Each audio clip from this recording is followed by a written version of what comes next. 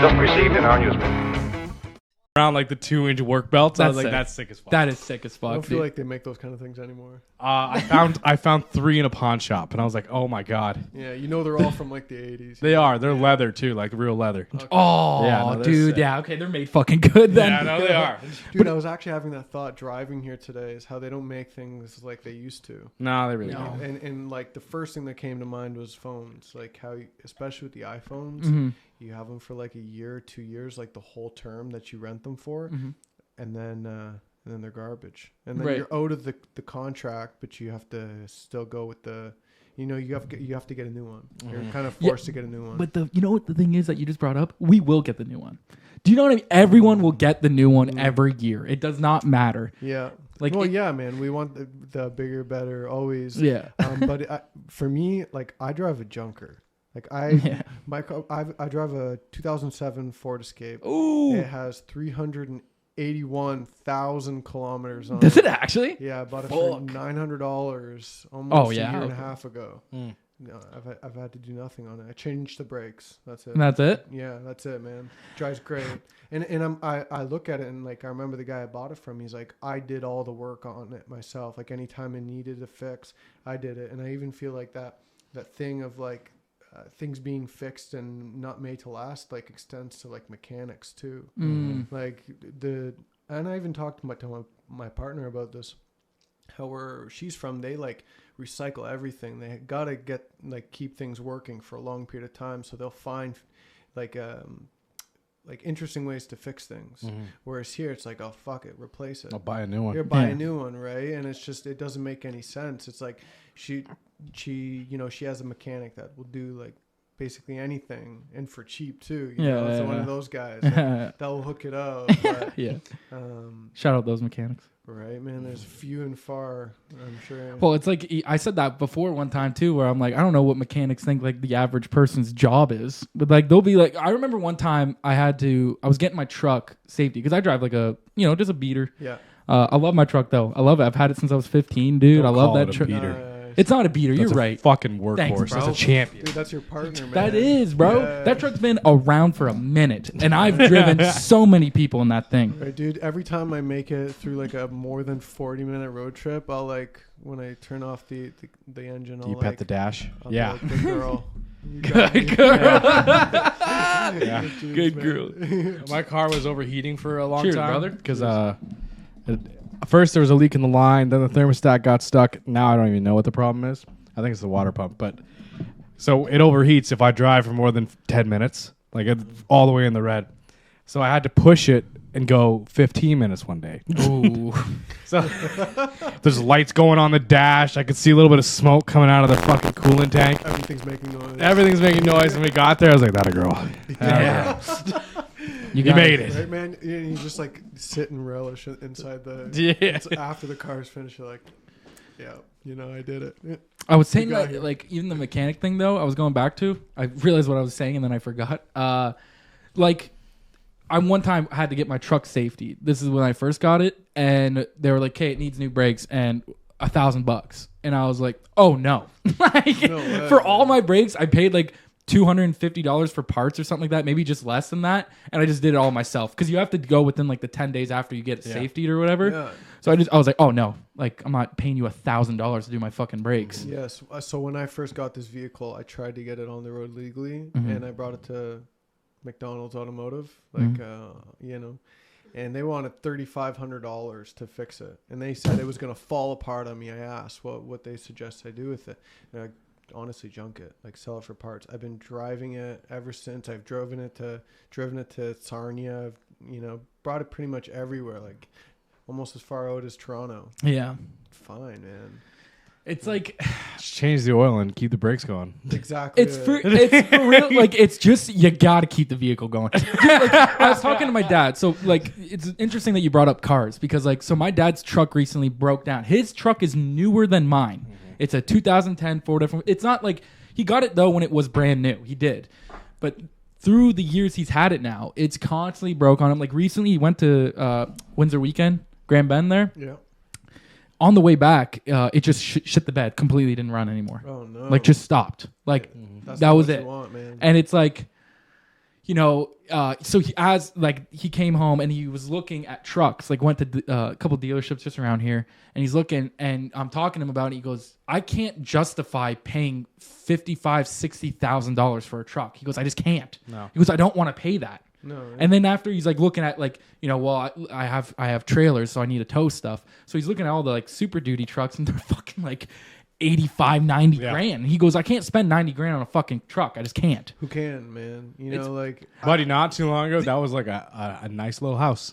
Yeah, Exactly. That was a nice little house, though, man. Recently, I had a talk with my landlord, and they were saying, kind of at that point where like the idea of a house is like super cool, but everything kind of has to line up perfectly.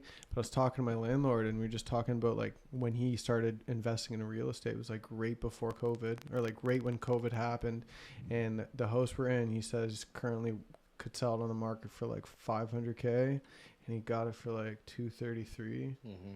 What the fuck? Dude, Can you imagine in just the course of like 2 years, not even that long, making like double your money? You want to hear this shit? Or, My neighbor next to me, like if you're looking at my house to the left, because you were at my house recently, that house, the original owner bought that.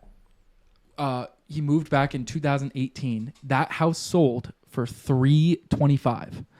He just now recently sold that house. Like even the new people just moved in. He sold that house for $650. Yeah. What? Yeah. Dude, what? Those numbers like don't even make sense. Those numbers don't even make sense. Yeah, it's just so much. Because my dad was like, if he got that for his house. I mean, my dad doesn't plan on moving, but he was like, if he got that for his house, man, fuck. Right, man. Like, what could I get for mine? Exactly. I feel like it's not gonna like stop either. No. I feel like what might change is interest rates. I think the hike will slowly go down, but I think when that Houses happens, will stay the same. yeah, and they'll go up. Like just it's like everyone else. It's like I remember a couple years ago, minimum wage was like $14. I'm sure it's more than that now. I think it's like $15.50 or something like that now. Yeah, but most jobs and ones are paying like 18. Like, Most jobs, yeah. Yeah, I feel like even But like still, even Wendy's and then, stuff. It's like even then you still like you just can't.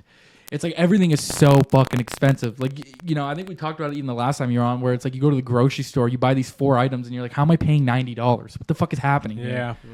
I'm just saying, like, if I was making the money I'm making now, like 4 years ago, I'd already be like in my own place. You'd have it set up, right? I'd be doing all right. Yeah, same, man. Yeah. I feel you on that. But now that I've made it to this amount of pay, it's like I'm exactly where the fuck I was. Dude, it feels like what's it called? Lifestyle inflation. So I think it's a little bit on my part too. Now that I make more money, I spend more. Yeah, I think that's also true. I think with people, people always say, if I just had this much money, I could get. I still think I agree with you there, where I think people will not. They'll just continue to spend. Like it doesn't matter if you're not good with money. You're just not good with money at the end of the day. Dude, I'm not good with money, and like most of my income comes in cash. Right. That's what I mean. And it's very easy. Like it's like, oh, I have a wad of cash in my wallet, or I just have a sliver of, like I never. Especially with that's how you're judging your wealth. Ooh, I got a wad. I'm good. I can buy this. Ooh, there's only a sliver of a wad. Right, man. I'm never really counting my cash. So, I see some green in there. We're good for a bit. right. Look for the beige colored. yeah. But yeah, dude, it's like you get paid in cash like that. So I could see, like, even my one buddy Pat, he's a barber and he gets paid in cash, and I could see easily how it's just like you got it in your pocket. Well, it's burning a hole. 100%. That's a thing. There's a reason that's a saying. Dude, burning a hole in my pocket. Yeah, I've got like a few different places in my house that I use to, like, I don't know, not hide money, but put money in so I forget I have it. It's actually kind of smart. I've It seen is people pretty do smart. that. I have like a drop box, and then I have like a little coin collector because I'm always carrying crack change. Always got tons of it, bro. I want to get one of those big fucking Culligan jars and start throwing my change in there. Nice. I think I got like a pickle jar. All right. Just toss them in. I got a lot of fucking change, man. Right. from coffees. Yeah, it is. Especially at Tim's back in the day when it's like fucking $2. You just fucking, here you go. Here's a 5. Here's a 5. You just start collecting this fucking change, and then it just accumulates. And then that's also your coffee, because now all the change you got, now that's your coffee change too. It's much more like I don't know, like time consuming to put like change in your wallet. So I find you're just collecting it in corners in my house. Dude, you ever been at the grocery store paying in cash and you're like, they hand you back some change? You're like, hold on. Hold on, this can stuff it in my pocket. I don't even try to put it in the coin pouch in my wallet. I just shove that shit in with the receipt. Dude, she hands everything, and I don't even put it in my wallet. I put my wallet in my pocket, and then I shove everything else. Shove it all down there. No, and I'm man, like, because what's worse than like fumbling with change when there's like 3 people behind you in line at a grocery store, right? Yeah. You're trying to like do your formalities with the cashier. oh, especially if you're by yourself and you're trying to bag shit. Yeah. You're like, oh my god, there's people behind me. Trying to I'm holding hand money, society up, bro. You're fucking paying. These people are behind you. They're like, I'm sorry. I just. I got a lot of quarters. I gotta get rid of these. But even like cars, like we were talking about like hobbies, like the car hobby's expensive. Like Yeah. I guess you could say most hobbies are expensive, but the car one for sure is expensive. I would imagine for you to be a car guy, most of your paycheck goes to that for sure. Probably, yeah. Yeah, I mean, how many guys do you know around our age that have like a medium ranged like sports car, muscle dude. car, and that's their whole life. It's their whole Everything- personality. Yeah. They put everything into it. They work for their car. And it's like, And all it's right, like- man, like I don't understand, but I understand. You know? Yeah, no, it's like I get exactly what you're saying because it's like I can't like I remember this one kid specifically in high school where he got a Mustang, but and he worked full time on top of going to school. So he went to Christ. school and then he would have to work full time and like I remember his payments like monthly. Every 2 weeks, he was paying like almost $500 just for the car loan. That's not including the insurance and the gas he spends. He said in total, he probably spends. He said it was close to like 2 weeks on average was like $800. And like it's like, bro, you're fucking. How much money are you really making? And like most of his money is going to that. I would imagine, especially as a high school What did kid. you say? How much? 800. 800 every 2 weeks. Every 2 weeks, so Like- like $1,600 a month, man. Like I don't know how much. Like that's more than I pay for my rent. You know? Yeah, Like, that's you know, but that's what I mean when you look at it like that. Especially you got to think this kid was in fucking high school. This was all for a high school car. Yeah. I get it. That's It's cool that you were passion, driving a man. Mustang. I understand it. I wouldn't have taken that leap. But though. it's like I'm not taking that leap, man. Nah, not I'm like just- that. Not for that amount of debt. And it's even like a new car where people are like, they don't want, they gotta have the new car, and it's like, bro, I will find, like, if my truck goes, the next thing I'll find is like a $2,000 fucking beater, and I'll drive Yeah, that around. that's till my it- plan, yeah. Like exactly, bro. I don't have Guys, time. man, yeah. Like, Max, $3K. yeah, max is like Yeah. max is probably like 3-4K I'll Yeah. spend, I and see that's it. $3,500 and just kind of Yeah. make me Ooh, feel a I little don't- sick. You know. I don't know about all that. I don't know if I'm gonna be spending that on a Nah. vehicle. Like especially when you're just driving around here, because you got to also think like it is cool that these people have these nice cars and they cherish them, but it's also like the weather is so unpredictable here. It is literally this weather changes like a motherfucker. Our roads are not good enough. And for our that. roads Just aren't- about to our say roads that, aren't bro. good enough for I that. watch people with these nice vets, man, and I love like Corvettes are beautiful. I was They are. if I was a car guy, I'd drive a Corvette. But I see these guys drive around, and I'm like in my like SUV, you know, and I feel every goddamn bump in the road, and I'm like, what is it like for this guy with a vet that's like riding like the Bro, floor? and especially they're low. Yeah. They're low. When you hear motherfuckers where especially when you see a nice car and it fucking kind of like hits the bottom, every guy goes, ooh. Like right away, every dude does that. Ooh, fuck. Yeah. I remember this one time I was driving home from a Halloween party, and I'm following this guy who we left at the same time, and he's driving this like fucking slammed out Mercedes, like it's lowered to the max. We're going down the expressway, just sparks flying off his rear end. I mean, that's an expensive fix, my friend. Oh fuck! I don't understand why you'd want to do that here. You can't do that here. Can't do that here. Yeah, Our most used road, the express, like that is probably the most used road in this town. They don't fix that thing often. There's big holes there. Yeah. Well, it's like also just like to be that low, and if the case was I don't know some of these people's obviously, but if the case was that was your only vehicle, it's like that's not a winter vehicle. Like you know what I mean? Yeah. Not really. Yeah. You can't ride Well, low you, with that. You don't see a lot of young guys with vets. You know what I'm saying? It's No. always some like 55-year-old recently retired from Oh yeah. Well. Chrysler. Yeah. Yeah. He owned his shop. Like you know what Yeah. I mean? I swear to God, every owner in fucking Oldcastle has a Corvette, dude. There's all this parked in the front. Oh yeah, yeah. I feel like they're pretty like I don't know. They're not affordable, but like they're better than some of the other vehicles. Mhm. I feel that are kind of in line. They're you an know? affordable Like retiree's car. Yeah, bang for buck. I feel like the newer Corvettes are probably one of the best Yeah. options. But Yeah, I like man. the 60s like Mustangs. Like they look like they're reliable. Like I trust that. Like like we were talking about like how things aren't made. Like cars are definitely not made what they were back in the day. Don't get me wrong. They were all steel, and if you got in a car accident, you were felt good. it. You Yeah, 100% felt it. Most likely, you're not coming in. You know, the odds of you in that car accident are probably good. Not great. But I would imagine, like, especially nowadays, it just feels like plastic bumpers. Like, no way, a plastic bumper is like the greatest choice. Dude, it's not even just cars. Like, I walked through Winners the other day Mhm. with my partner, and You got money for that? That's crazy. I know. It's like a high class. Hey, but he's got lots of cash in it. He's got a burn a hole in his fucking pocket. And I walked through like the toy section. I was just looking at all the little dinosaurs and things. and I looked at them. I'm like, God, these look fucking terrible.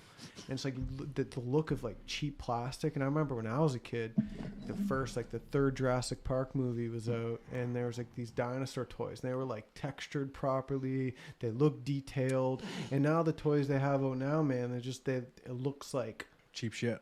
cheap shit, flat, no texturing. As someone like me, I'm a pretty visual guy. Mm-hmm. I'm like, what the fuck? Everything's just getting like, everything's cheap now.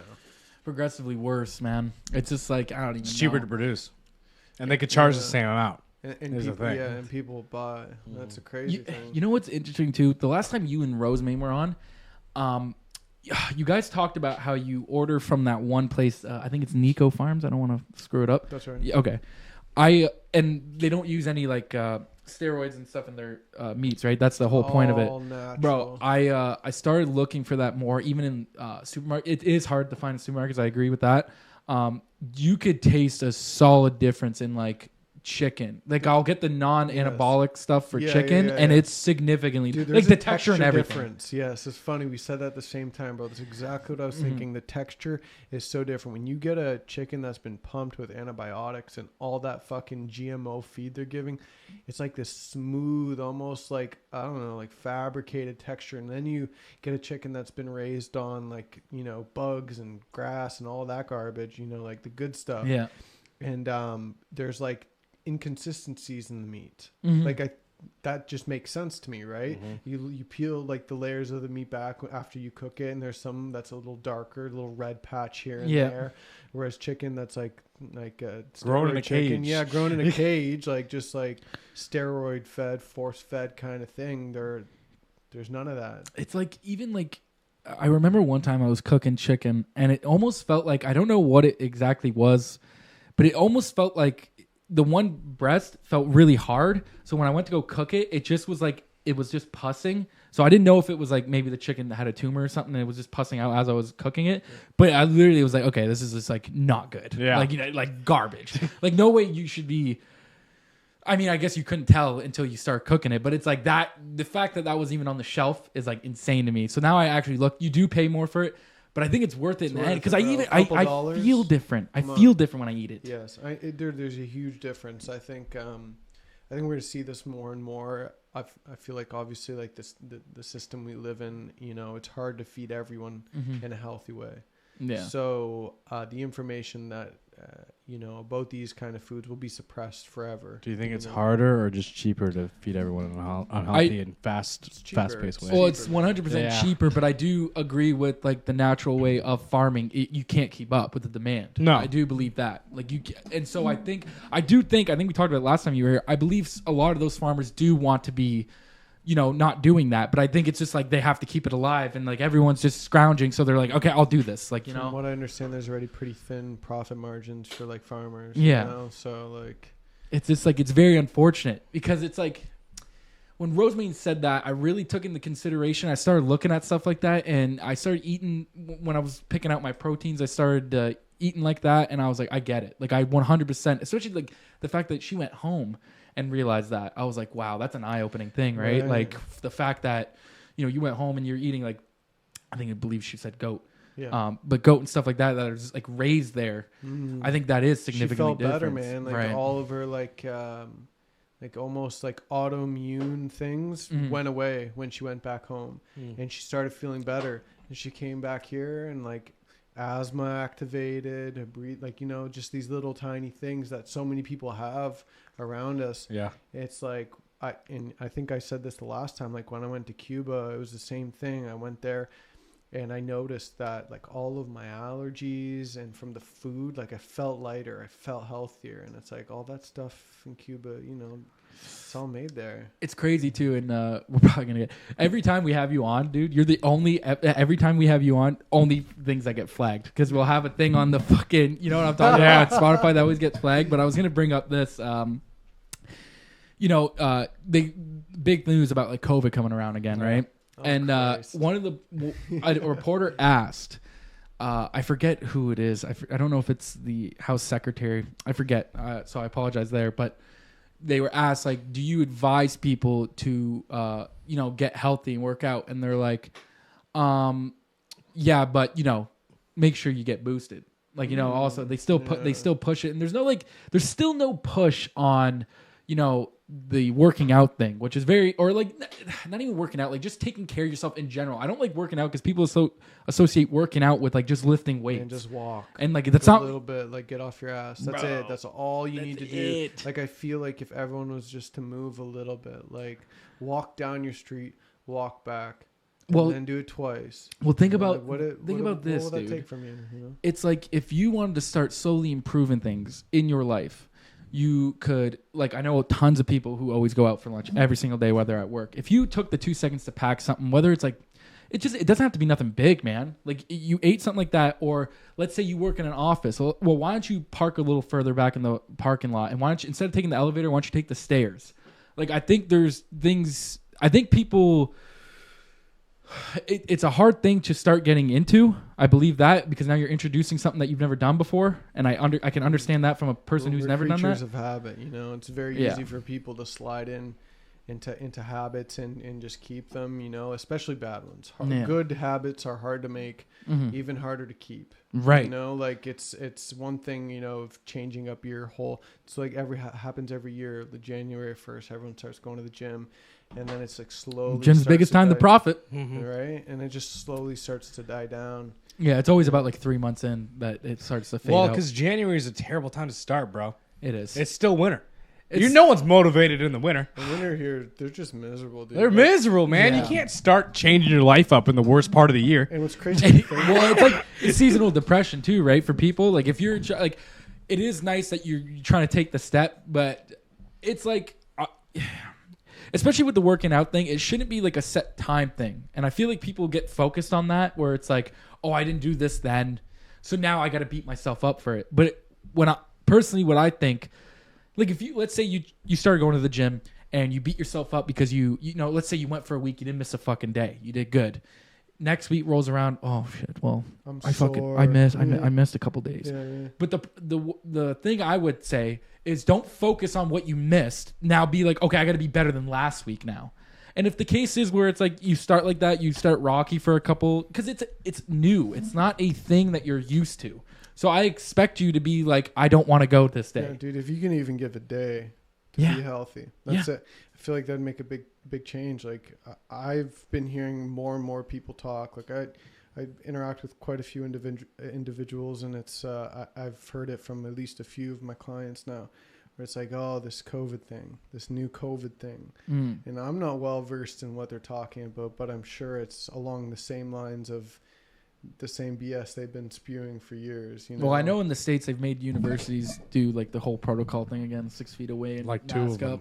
2 of them? I think it's Some like of 2 them? So universities. probably like the most So- left-leaning universities too. If I had to It was they had like an outbreak at one of them, Okay. and then it was like the one closest. I think it was something like that. And the people were freaking out about it in our town because they had an outbreak at our hospital. Did we? I didn't Yeah. know that. See? And that's- what does a breakout even mean, man? Cause I think it's it was more than 4. I don't know. Yeah. Yeah. I don't know. Cause like I Well- caught that shit once, maybe twice. And it's like, Well, they've said now too that this one's less deadly. can you Like- catch it? If you catch it, like how long do you have? Like, I don't know. I would assume it's like the rest of all of them, right? right. Like it comes around every season. What is it? I feel like it's just the flu now. It's like everything's kind of all leveled out. Well, that, and it's also weird that they always keep saying like I think people the are just more preparing healthy thing. now. The preparing thing's weird, where it's like you want to prepare, like okay, we want to prepare because we fucked up last time, and it's like, well, I don't know, man. I feel don't. like there's a lot of keeping people like scared. Mhm. You know. I think that Yeah. that is what like scared people are easy to control. I know it sounds like crazy, but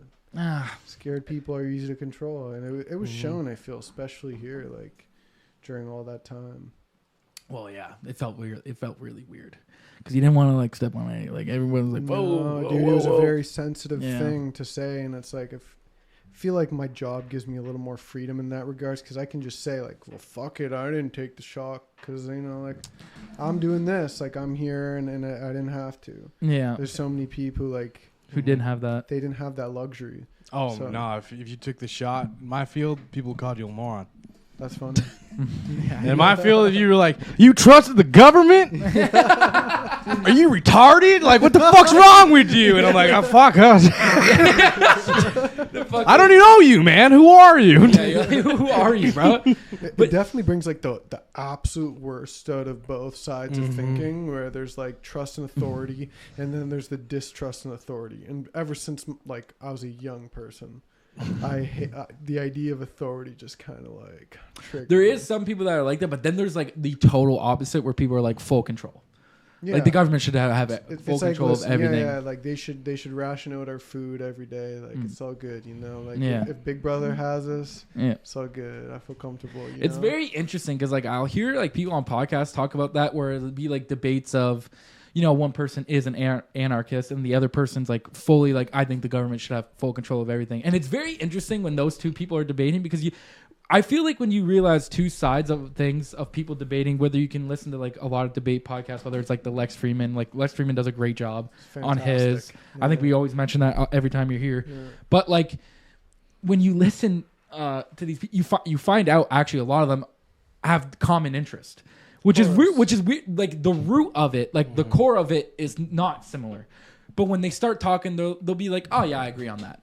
Like I agree with that." And it's like it's very interesting to see. Well, that's what these long form like entertainments are like. These long form like podcasts are Right. good at, is showing that you know, like you can't really express complex ideas in short periods of time. It's just impossible. Well, dude, you just brought that up, and I was actually going to bring this up. The fact that so you have you know we'll say like when you do when the presidential elections come and they have to debate, like it is insane to look at a candidate and be like, hey, you know, whatever issue it is, like climate change, let's say, like you know, can you give us your opinions on climate change and what you would do to fix it? And you have 3 minutes, go. Like that is insane. What are you talking about? Right. I get 3 minutes to Yeah. explain that complicated fucking thing. Yeah, and the most of what's going to come out when you put people under that kind of pressure is like as much virtue signaling as you can possibly fit into a short period of time, is like much attention you can grab. So like the nitty gritty, the most important parts of these things in these short form like platforms are just missed. Yeah. Well, it's like that with the news too. It's right. Like you have a 7-minute segment on something, and then it's like, well, and the person's explaining their point, and then they're like, oh, that's enough. We know we got to go to commercial. Yeah, thank you. Yeah. We got to go Just to commercial. cut 'em Brought to you off by real Pfizer. quick. You know what I mean? Like it's like it's just that's what it is, and that's what it is. So it's like I understand now why candidates like RFK and a lot of other like Tulsi Gabbard recently was on Rogan again, and she got to speak about the Hawaii incident, the fires recently. that's all because she was the interesting, right. She was governor for Hawaii, right? I'm not mistaken on that. Of Hawaii, I'm not sure, but I think she was. I think she was. I think she was. She was in Congress. there. A congressperson. Yeah, Someone I don't. important. Someone important there. She's in the field. Yeah, everyone knows, but people know what I'm saying. But I thought what was interesting when she was bringing that up, where Ukraine, like there was a while back, me and Chase actually talked about it on a Monday meetup where the Pentagon accidentally sent 6 billion to Ukraine. Nice. Now, and then recently they came out and said that, actually we missed $4 billion that we can send to them. So now, and I think now they did the calculations. It's like $180 billion they've sent to Ukraine, right? That's nuts. The Hawaii thing, very tragic what happened. For sure. And someone did the estimate on what it would take to rebuild all those people's homes, and it was $5 billion. And it was interesting that someone found that out, brought that out, And then the Hawaii people said, do you think if we called ourselves Ukraine, they would send money to us and help us out? Do you like that's Here, I'll interject with that, bud. So it's way more profitable to, yeah. prop up a war, Yeah. spend your money over there to reinvest in your own country, in your own arms, send them more, buy it back, and then kind of keep the cycle going. Couple hundred Yeah, years. they got a great complex over there. Yeah. And then it's way better if they just let private investors buy up the broken down houses and land and then rebuild it into resorts for everyone else. So, and a person said what you just said there. Yeah. A person literally went, as soon as the fires were done, it was like literally 10 days after, and they were like, well, we're thinking about having the state take control of it. Like, you're going to, like, first of all, these people just lost everything, and the first thing you're going to do is say, like, well, the state will take it over. It's corrupt, Like, man. bro, that's insane. Yeah. That's insane. You don't even come to help them. And then they had Biden go there like 12 days after. And the speech that he gives is like, one time I almost lost my car in a fire once. It's like, bro, that's not the speech. That is not the fucking speech you should be giving up there. Sit myself down to listen to that guy speak. Like- it's just, I feel like, Is there a politician you can't sit down and listen to? ones that sound mentally sound. Okay, I can't do that either. I listen to Tulsi. Like, can it's not as manage. bad. Yeah. Oh, yeah. Hold on, brother. Do we have more beer? No, I completely forgot. Oh, hold on. Jake, can you grab Sure, two? sure, Thanks, bud. yeah. Just grab you, two brother. more, bud. Oh, my God. But, no, what was I saying? But, like, it's just very interesting to me. And I understand where those people are coming from. Like, the fact that, you send all this money somewhere else and, It's just crazy, bro, that you live in a country, you pay your taxes, right? Yeah. And you do your dues, like you pay your dues. Thanks, man. And it's just crazy for me to think that these other countries are prioritized above like our Your own citizens. Yeah, place? your own place. It's crazy to me to think that way, but it's like we live in this like very it's a system that's constantly eating itself in the most like Well, it's not like they're sending it to the guys who live in Ukraine. It's not like they're handing it out to the citizens. no. I don't No. No, I'm not saying that. I'm just more like, it's like you have all these people who tell you that they care about you. And we got your back. We got your for the people. But it's always like it never is. And the fact that not like even the mayor of Hawaii didn't even fucking come out and say anything. The mayor of Hawaii? Whoever the fucking the main island. I don't know what it's Yeah. called. I think it's Maui. Maui. Maui, right? Fuck. I'm not trying to be insensitive. Maui. But he didn't come out and say anything for like 10 days. Like, he didn't come. What is he supposed to come out and give a rousing speech? Sorry, when houses burned I down. think you I should feel like come you out gotta- and say something in a Yeah, time like there's that. definitely- 100%. He did. 10 days after an incident. You want a night of? I feel like you I gotta think be. you should. I think You got to should- wait for his people to write a speech first. I guess. He's just an elected No, official. I He's not think- the guy. I think that's a problem, man. yeah. It's like there's got to be real leaders. Yeah. No Yeah. such thing. Not in that. Not area. not in Not our that, system. but the thing is, there needs to be. You're right, 100%. Like, and the fact that you feel like you can't count on anybody, like the fact that the people of Hawaii, like as officials, are coming in and they're like, "Bro, we don't even want you here."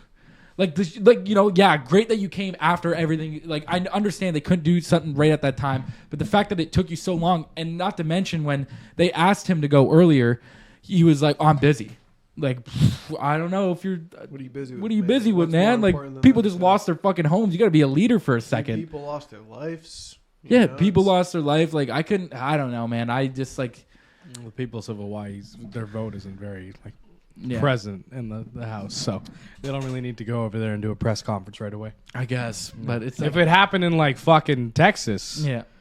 well, unless you're Ted Cruz, of course, then you take off in the middle of a snowstorm. But I forget someone said something about that too, where the fire was happening in Hawaii and someone had to leave their vacation, like a politician had to leave their vacation a couple days early, and they're like, "Oh, thank God!" Like, thank God he got out. thank God he left his fucking vacation a couple days fucking early, so he got out of there. Like, it's just fucking insane, dude. It's just insane.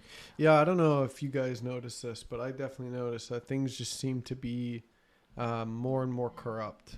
Like, there's no one individual who's going to come in and maybe save it. There's no this idea that if you vote someone different in, it's going to make a difference. It seems like the system is just so corrupt now. It doesn't matter if the head of state is like this or that. I mean, yeah, but that's nothing new.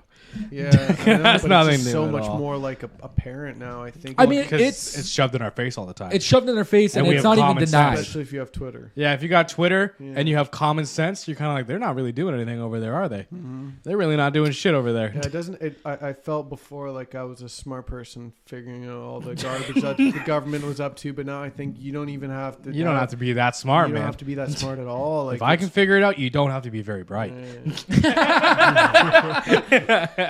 But there's some people that are full on like, nope, they're doing everything right. They're doing everything. We got to right. go out there and protest It's like- for our guy. It's like that one guy who you quoted his stand up one time where he goes, "You think the government's just batting a fucking 1,000 for 1,000?" 1,000 on the truth? Yeah. You think they're telling you the truth 1,000% of the time? I have a 1-year-old and I lie to that motherfucker all the time. They're in charge of everyone. I'm in charge of one person. And it's like, I don't know, man. It's crazy to think, like, just look at and like think about, especially as you're a person who like wants better for everyone. And I know you're a guy like that too, Yeah. where it's like you look at that and it's like, fuck, man. Like I like to think of myself as like an idealist, you know, Mhm. but ideas don't always work in like structure, you know, structure, especially like that we're living in here, you know. It would be cool if everything worked out perfectly for everyone, but it seems more and more that that's just not the case. yeah, it's just I Not don't with the know. way things have been for the last couple hundred years. Just constant fights, constant conflict. Oh, sorry. You're right. The last couple thousand years. Yeah. That's my bad. Yeah, That's my As bad. soon as we like started to stand up straight, We figured out the rock thing. it was this here, man. It was booze. It was weed. It was like once we started agriculture, once we started like being able to sit down and stay in one place for the winter. That's when it got us. I feel like that's when greed and like You think ego so? caught us. Yeah. Well, before feel like that, there was before- just wandering bands of people like were Yeah, killing each man. other It's like okay, if for you don't- animal if carcasses. all you have to worry about is the next day, Mhm. right? And the food you're going to secure for your family and your companions for the next day. Then what is there to fight about, bicker about? And then when you start agriculture, you start storing your food. It's like, okay, now we have to find a way to exchange wealth. Because we can't just pass everything around. Like now we've got stores of this shit. We've got stores of wheat and all other sorts of grains. And then that leads to like money. The idea, the concept of money. Maybe they're using shells or whatever. Some sort of way to barter with one another. And I feel like it was that kind of agriculture that really started put it. us down this path. Like it took a while from like, you know, being hunter and gatherers to being more of like this very sedentary, like I live in Canada in Windsor, Ontario Mhm. all Yeah. the time, you know, like Yeah. it took a while to get here, but it seems like this is kind of what we're destined for. Mhm. I think if everyone was like the same all across, like we all looked the same, exactly the same, but it would, I think we'd argue the sheer fact that we would find something. I believe that. I think we'd find something. I think it'd be like, oh, you're on that side of the street. Yeah, Like that's it's always been that those like, people are fucking tribalism pieces. is Yeah. deeply ingrained inside of us, bro. Mhm. And I think that's just our monkey way. It's hard I think for a lot of people to accept it, man. But there's like tribal warfare in monkey clans. You know what I mean? Bro, And have you ever chimp seen that clans. fucking Chimp Empire documentary? Yes, sir. Holy Yeah, shit. dude, they go to war. Dude, They go to war, and it's brutal Pork Pie stuff. died, I know. and they were like, Rip. the Westerners gotta die. Bro, like, they killed Pork Pie when he was on his own, and then the Central Tribe seen that shit, and they were like, those motherfucking Western motherfuckers gotta die now. Yeah, dude, we're going to war. Yeah. You know what I mean? I'm sure there's a little bit of exaggeration to all of that with narration yeah. and stuff for sure. But you know, that's But they like- were killing each they other. But they were killing But they were out there killing each and other, they so. and there was spite. Yeah. Yeah, and spite, you know, that's a crazy thing.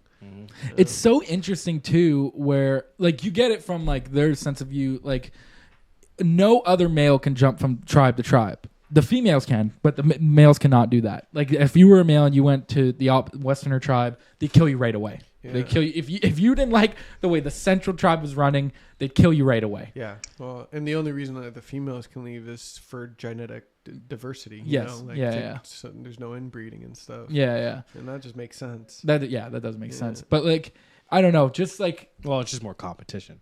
that. Yeah. It's literally just more competition. But it's also like even the patrolling that they did, the fact that it was like still too. Even there was like a hierarchy where there was a main guy, second main guy, third, boom, boom, boom.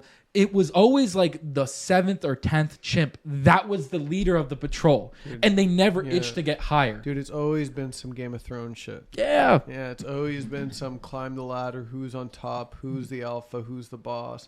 It's been that way for a while. I think it's the way we seek for leadership as, like just like hairless monkeys. Like, there's always someone you look up to, right? Whether it be like a podcaster or an athlete or somebody just in general. Someone just in general where you take or you look at their morality, you look at their ability to lead, and you're like, that's it. And now I'm going to take that and I'm going to run myself in alignment with it. And I feel like that's where like that kind of stuff comes from. It's like deeply ingrained in us, tribalism. Like it sounds like a bad thing, like we're not able to outgrow our roots of being like just these primal creatures. Got us pretty far. It got us pretty freaking far. Yeah. We went to the moon. Yeah, man. We did. We went to the big rock in the sky. Yeah. And everyone was like, yeah.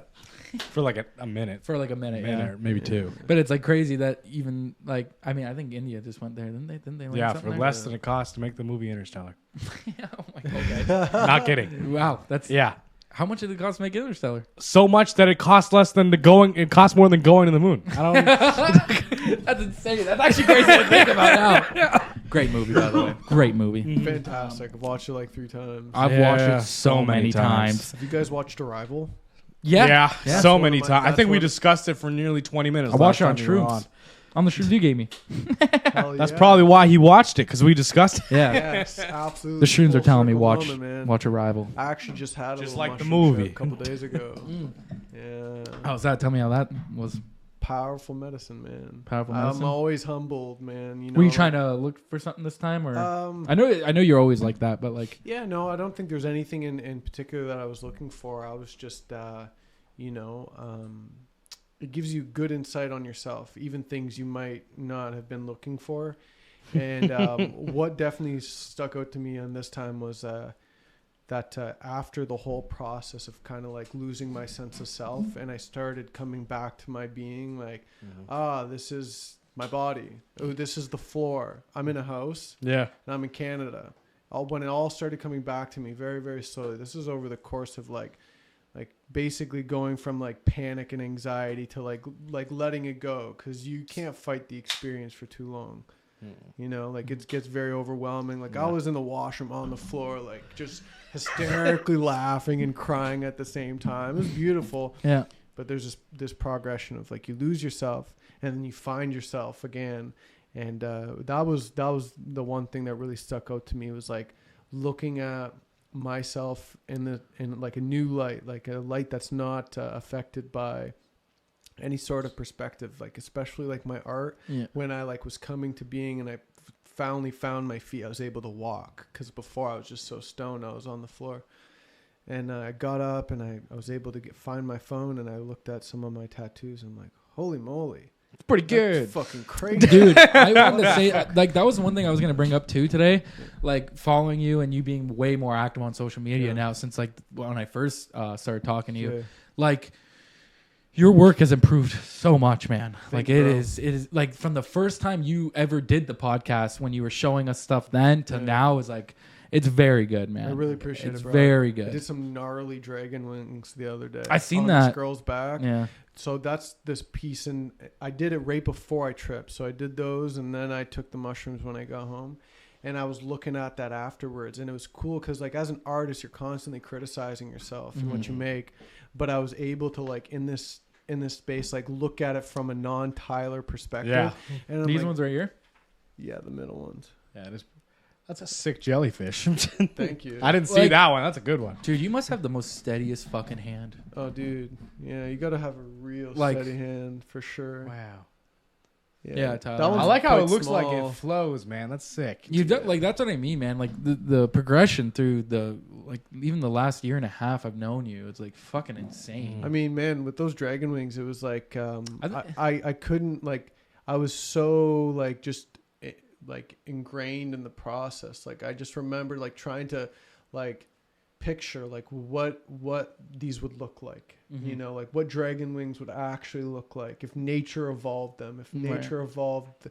You know, like there's a whole artistic process that goes into it, but those are like custom made and everything. Like I didn't take those from Pinterest or something like that. Came right from the Did factory she here. come in? she came in and just asked you like She said I wanted bat wings or some sort of demon wings on my back, and I'm like, will you let me custom make you something? And she's like, yeah. nice, man. Yeah, so I whipped those. That must be up. so cool too for you. Such a crazy Yeah. feeling, man. And that's kind of what I was experiencing in my little trip, was that like, wow, like this thing that I do is just so out there, you know, like I'm out of society. Like there's Technically you are. yeah, like the thing I do with my life, it's like it's a lifestyle that's different than I feel like most people experience. And it was definitely a whole like trip in itself, just coming back and into myself And being realizing this is who I am, this is what I do. And I was just like saying to myself, I like that one. Yeah, I like that one a lot. I like that one a lot. yeah, those are pretty. The dots and the little swirls, those took forever. But you know, it's cool to see like, you know, people, they have good experiences with me. I feel like I'm kind of environment creator. Like people come in and we always have good conversations, kind of like this. Well, you're a good conversationalist, man. Thanks, dude. You really are. That's why you always come Those back. sea otters. Oh yeah, I tattooed those on another tattoo artist actually. Nice. Yeah. There was recently you put it was like it looked like a skull, but it was a spider. You know what I'm You talking were about? trying to get that on someone for a long time. weren't Yeah. you? Yes, I was. Yeah. I think you showed that to us the first time you came on. I think you did, and then you recently Yeah, posted. You just were like, so I think it's a little bit more down there. you said flat rate. I like that knife one too. When Oh, you did that, I wanted to cut that one for Pretty you, gnarly, but man. fuck. I had the idea of like it being made out of obsidian. You're gonna eventually do one of those on me. I'm Something like gay, that. bro. Something like that. Yeah, I like that. I think the spider's just a little bit down more. Look at that handsome fella. Oh, the lighter's pretty neat. That one's sick right there. That spider one too. Oh, that Zippo lighter is sick. We were talking about Zippos. Yeah, we were talking about Zippos before we started. Yeah. Yeah, that would one be. turned Imagine out having that nice. on your hip. Yeah, this is the one. I actually did this on my coworker, Brendan. Dude, this is sick. I like this a lot. Yeah. Like that is nice. Yeah, Brendan's a pretty sick guy. He let me do this for him. I'm like, man, I just want to like, you know, do something different, like explore. Cause like I've kind of like built a reputation as like a fine line artist. We're like, you know, like the jellyfish kind of thing, where it's just like very like clean, small lines. I'm like, I want to explore. Like I want to do some darker, more like gnarly work. Right. I was looking at like, you know, my Instagram page, and you can go through your business like analytic tools. And for the longest time, like it was only girls looking at my work, and I'm like, okay, there's like a whole other side of this. And I didn't go into tattoos thinking I'm like, oh, I'm gonna be a fine line artist. It just happened to be what I'm good at. Like I've got a relatively steady hand. Yeah, this is sick too. I like that a lot. That's a custom made dagger too. Yeah, that's sick, dude. This is from Dark Souls. This is also a custom make. Took a whole bunch of skeletons together. Have you ever seen that one? Oh, I can't remember his name. Tim Power. Yes. He's a very good tattoo artist too. Fantastic Fantastic Yeah, artist, one of man. the best in the city for Yeah. sure. Yeah. He does great work too. Like he's a big skull guy, Reaper guy too. I always see him posting those. He does other work, but I see those a lot. I always like that angel one that you did, the falling angel. Oh yeah, thanks. Yeah, Icarus. Yeah, that one's nice. Yeah. And you know, like when I was talking to you too, like a couple weeks ago there, I'm talking to you about your job and stuff. it's a good one. Yeah, Right? that one. The creation of Adam, the Yeah. hands. Yeah. Yeah, this one's good. Yeah, I feel like that's kind of what I excel in. It's just like intricate, like small work like that. But I'm like really trying to like just expand. I want to be able to do everything. Like I'm 2 years into this game now. Yeah. And I'm at the point where it's like, oh, like I could probably like start doing realism and stuff like that. Mm. So I've been thinking this is probably a good way to reach out. I kind of want to do like a experimental, like a free piece. So if anyone who's listening to this wants to get like preferably like a rose or some sort of rose piece in like the style of realism, I'll do it for free. But this is like experimental. It's like my first time. Like, what realism means is like you're not doing lines. Like everything you're doing, you're like painting it in with like a magnum needle, which is just like needles like packed top, yeah. on top, whereas a liner is like needles like packed in like this, right? Yeah. Like where they're all like, but the magnums, like they make more like a softer Right. shade to them.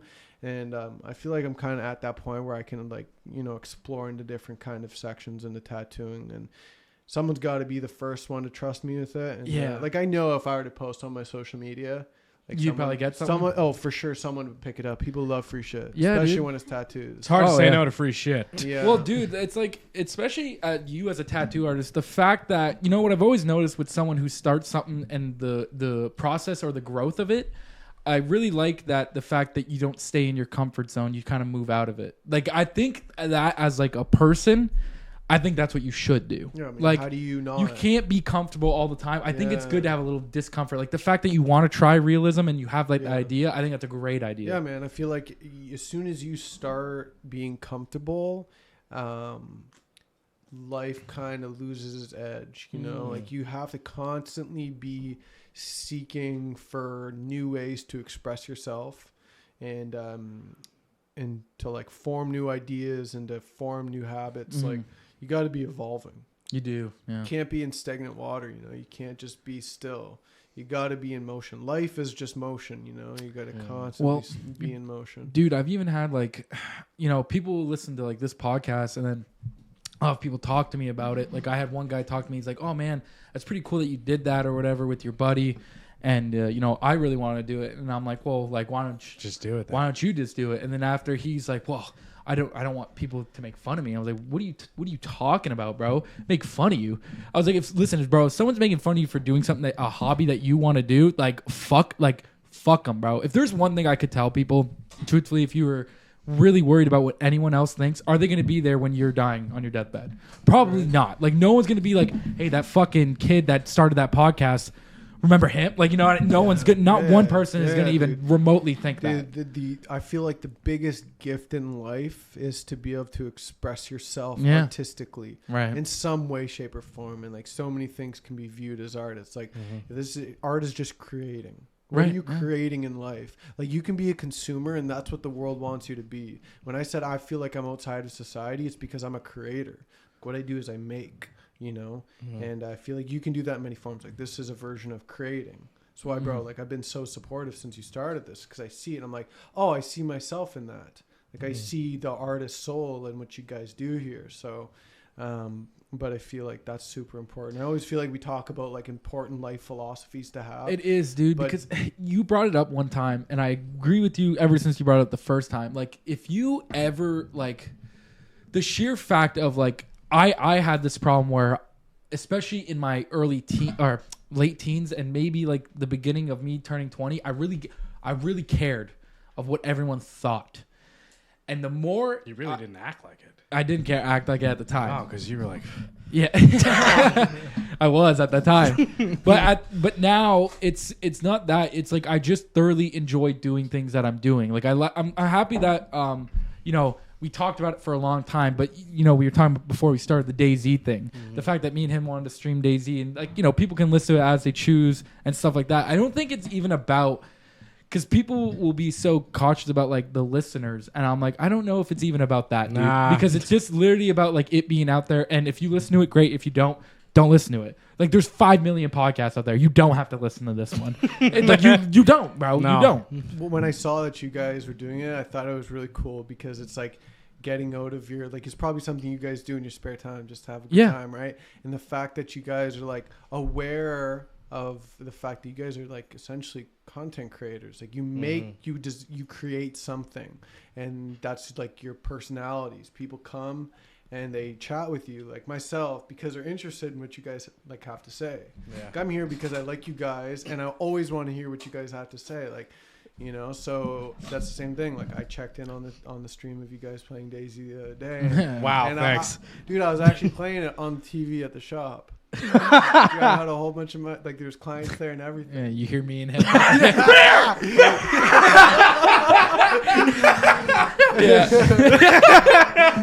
There's a motherfucker shooting. There's a motherfucker shooting. Open the fucking door. But yeah, dude, it is. It's like, it's so important because like I literally could not now imagine not doing this. Like I'd be so bored. Well, it's just like the sheer fact that it brought me like so much joy that I like doing this. Like I like the fact that, you know, first of all, I get to do it with my best friend. Like, you know, I get like, you know, me and Chase talked about it for fucking years. And enough. Enough out of here. Get out of here. Get out. Don't cry while we're on the pod.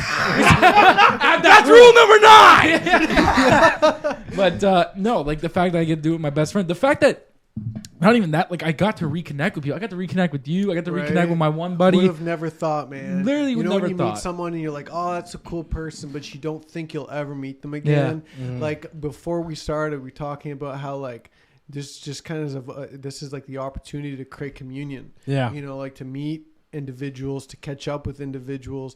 It's kind of like what tattooing has done for me. People who I thought I'd never see again. Somehow they're back in my life. Yeah. And I get to meet with them and I get to share something special, you know? So that's why it's important to be nice to everybody, man. You never know when you're going to run it. I try to be nice to everybody because I literally do not know when I'll run into that person again. what's the teaching, you know, I'm sure Jesus said something about it. Treat others the way you want to be treated. Treat others the way you want to be treated. That was in the Bible. The for golden sure. rule. The golden rule. That was in the Bible 100%. It wasn't. Yeah, I'm pretty sure Jesus Really wasn't, actually. You know what? They really just talked about killing people for being different in the Bible. especially Most those of the Old Bible. Testaments. Holy my that was God. like the whole thing. It's like, listen, if your child lies, cut off their index finger. It was kind of just like the list of people you have to hurt and maim in life if you want to be a good person, in quotation marks.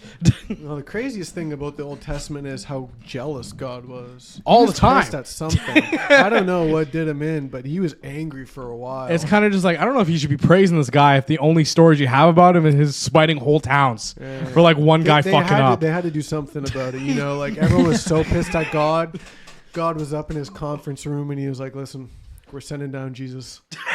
We're sending my best PR guy. Yep. You got to send the dog down.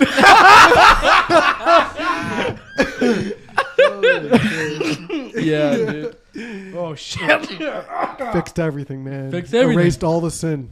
They really could just like Yeah. forget about the whole first part where God was doing all the work and like, but his son, bro, Yeah. like that next dude, he was a loving They had to character. really switch up the script, you know. They really switched it up. Yeah. That's probably why he was accepted like not quickly, but pretty quickly. Yeah. Because there was a lot of people back then trying to push their version of religion, Right. but they were like, this guy kind of was just going around helping people Yep. and like feeding crowds and What's shit. crazy is like after like the time of Jesus is when all of these sect of like Abrahamic religion kind of started to just spur out of the Middle East, you know. Like That's we the thing, see, it's like like the Islamic religion, the Islamic faith come out of that. We saw many different forms of Christianity form. You know, like a couple, 70 years after Jesus, 100 years after Jesus, broke up into many different forms. They all have like a very similar message. I've got like a thing of like books, and it's like Christianity, Buddhism, Islam, all these different faiths. And, like, especially when you read the Abrahamic books, all very, very similar. Yeah, they They are. all Abrahamic religions sound are the all same. pretty close. Yeah. It's just who was teaching it, how they wanted to present the information, and how much control they wanted over the people they were giving the information to. Right. And it feels like reading through, it's like, people don't, I feel like people have to learn morality and how, like, a moral compass throughout life. And they have to, like, learn how to, like, achieve something that's like to have a good moral compass. It's not something you have. You're not made with a good moral compass right away. You have to work through an experience. Like, you got to step on some feet. You got to fuck around. You got to find out a little bit. Have you ever read The Great Dialogues of Plato? No, I haven't. Okay, so Enlighten me. Socrates had a whole fucking, like, 10-page long discussion of if you're born with virtue and morality or if it's, like, given to you at birth. Yeah. And the argument was kind of just Socrates going like, I know a lot of fucking shitty people, man. Same. I don't know if they were born that fucking way, but they're assholes. Like big assholes. I'm a firm believer that we're products of our environment. We are. No, we are. We're We like- learn these behaviors. We learn to associate people with certain things. We're like, there's this guy, he passed away a little while ago. His name's Ram Dass, like a spiritual teacher. And he had this saying always that, like, we are loving awareness. We are just like receptors for, like, this experience, You know, we see this life and every like we receive all of this. We are like loving awareness, you know. It's pretty interesting stuff, but I definitely like feel that, like, you know, if you are raised in a shitty environment, man, you're gonna end up with problems. You know, like you got some sort of family problem. Like 9 times out of 10, yeah. Yeah, the dad's out of the picture, the mom's out of the picture, whatever. Both are assholes. Someone's always messed up because of it, and that just like, I feel like people can definitely like be an outlier and not be a product of their environment, but it like takes maybe living a few lives to get there. Like you got to have an older soul. You see a lot of these young souls around, you know, it's heavy in our culture, especially like, you know, like maybe 5 years, 10 years younger than us, where it's just like hurt people hurting hurt people. Yeah. It's like this vicious cycle. I see it. Like I talk to like so many people around our age, a little younger than us, and they all have like very similar stories, and it's like shit, sometimes I get their stories confused with one another because the stories are so similar. I'm like, wow, this must be something that's systematic, like something that's like ingrained in our whole like society. You ever see those things on the internet where it's like we all live the same lives? Yes. It's kind of just at a certain point we've all started having to deal with the same issues at different points in our lives, different pains at different times, and it's going to continuously get to the point where our lives become so streamlined that we're all running into the same issues. And it seems like that's already happening, man. Look at like how the mental health of our culture is right now. Like you how many people do you know that are depressed or anxious or I don't know a single person who isn't. Right. Right. And it's like, I don't feel like it was that way before. Like everyone's on some sort of medication. And and there's no, like you said that, but there's no even incentive to get better. Like in the sense of the doctors don't want you to get better because they want you on the medication that they're Well, they're really not the people you should be asking about how to get better. Your psychiatrist is getting paid to give you the most expensive medication that's covered by some sort of insurance that you're paying through from your work. You know, like everything's incentivized by money. There's no holistic approach. Like, you know, I feel like there's we're talking about, you know, like psychedelics earlier. I think that's a good way to start getting a little better. Is you know, in the right place, the right time, with the right people. Maybe when Canada allows it to do it as some sort of therapist, to go in and have an intense experience, because you get to like start from a receptor, like an awareness state that is like empty. So like you can start putting good things in and like letting go of the bad things. Man, it's just like when am I gonna get supervised ayahuasca trips covered by my insurance? That's what I'm saying. Right? Come on. That's actually, I don't know if we talked about this last time, but that's actually what Rosamine plans on like doing with her. I hear a lot of people doing that. Yeah, she wants to be like a psychedelic assisted psychotherapist. Isn't that so so great? And she's like I feel like she's getting into it at the perfect time, because like we're heading towards this like mental health crisis where people need to find the spirit. More of an acceptance. Yeah, there's more acceptance to it. Like look at the mushroom shop that they keep on trying to shut down in Windsor. There's a mushroom shop? Yeah, they keep trying to shut it down. They can't keep it closed. And you know what that's very reminiscent of? Marijuana shops when they were first starting to open up in Windsor. And I remember I was so gung-ho about it. Even though I wasn't the biggest pothead back then, I was so gung-ho about it, because I'm just like, yeah, like I don't feel like the government should restrict what we can or can't put in our bodies. Like I feel like it was never a war on drugs. It was always a war on like personal freedom and consciousness. And now we're seeing like a more intense tool. Like marijuana is it can be used medicinally. It can be used to be like help people. But I think like psilocybin especially is something that's going to be quite profound in like changing people's minds. Right. Yeah. The marijuana. I feel like sorry. No, if you want to go. I want me to go. I was just. I'll go. Okay. I'll go. Okay, go. I'll go. Go. Nah, I forgot what I was gonna say. I'll go. Okay, so I was gonna say. I feel like if they actually did legalize psilocybin for medicinal use, or even just recreational, if you want to call it that, I feel like the effects of that will be felt almost pretty quickly, because you got to think about how fast they regular old folks just started smoking pot daily because it was legal and they could buy it on the corner. That's what I'm saying, dude. I remember my grandfather, when Justin Trudeau got in, one of his promises was that he was going to like legalize or help the process of legalizing marijuana. And, my grandfather was like, oh my God, this is like the end of the world. Like the end's coming. Like this is like the devil's work. And now he grows marijuana in his little greenhouse in his backyard. You know what I mean? Like when the system that's in control gives you a little more freedom to do the things with your mind that you'd like to do, way more people are going to explore, because we're all like built with the same like system, the same kind of brain. That's what you're saying earlier. We all kind of live the same life, experience things at different times. It doesn't matter if you're old or young. Like I'm sure I knew for me when I started to explore with my like awareness, my consciousness, like if that wasn't me, I know that's in my grandfather. I know that's why he's probably like getting a little silly, smoking the reefer now. Just get a little silly with it.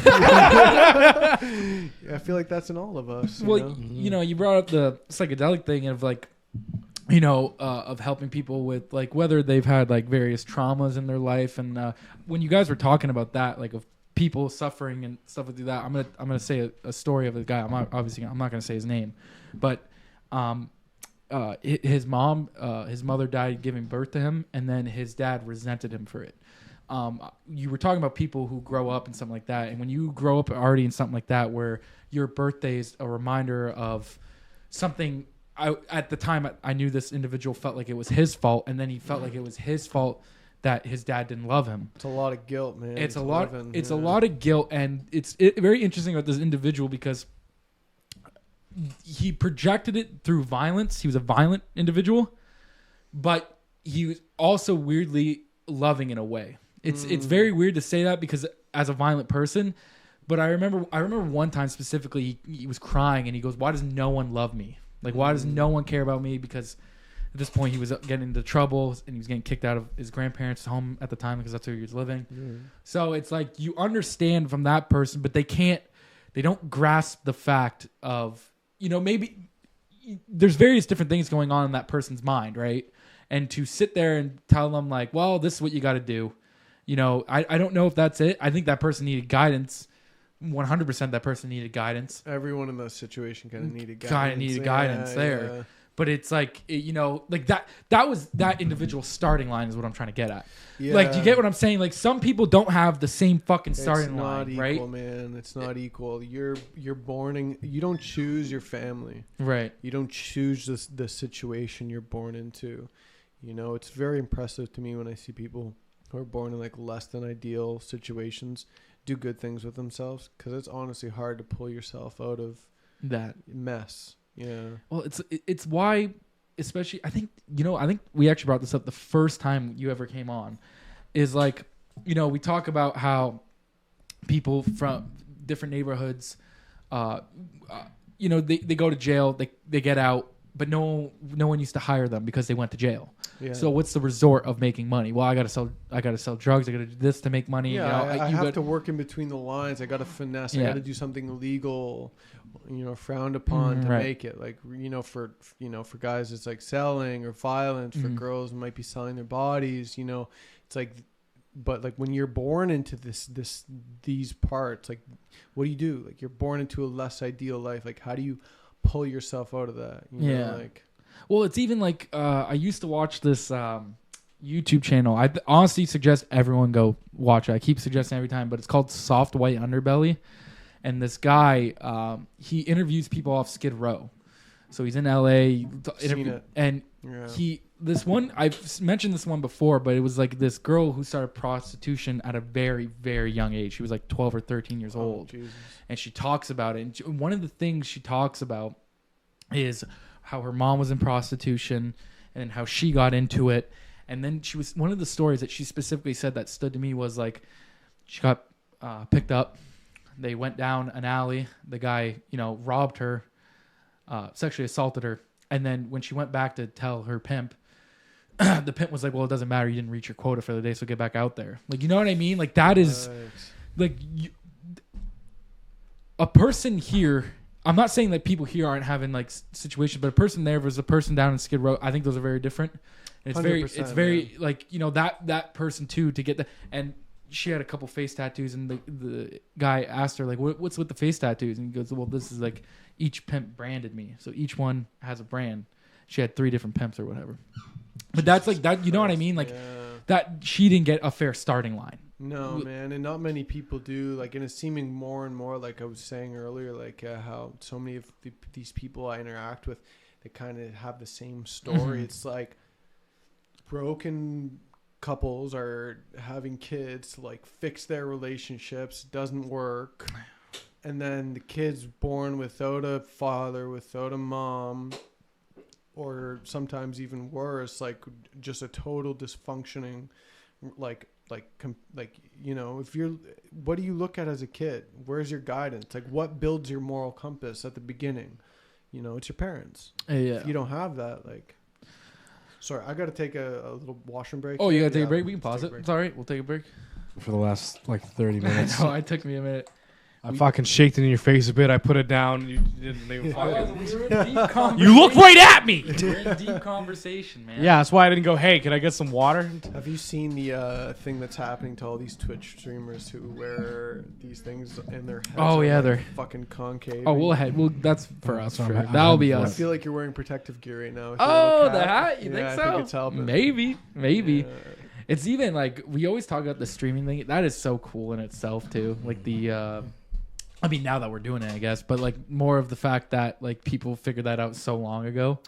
Right. You know what I Think about mean? being early on a pioneer of streaming, man.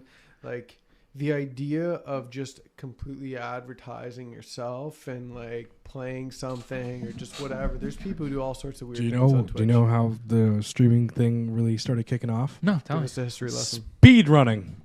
Yeah. Speed running. Motherfuckers are speed running. Like, oh, what game was Fucking it first? Mario, probably. Yeah, I think it was like it was Mario.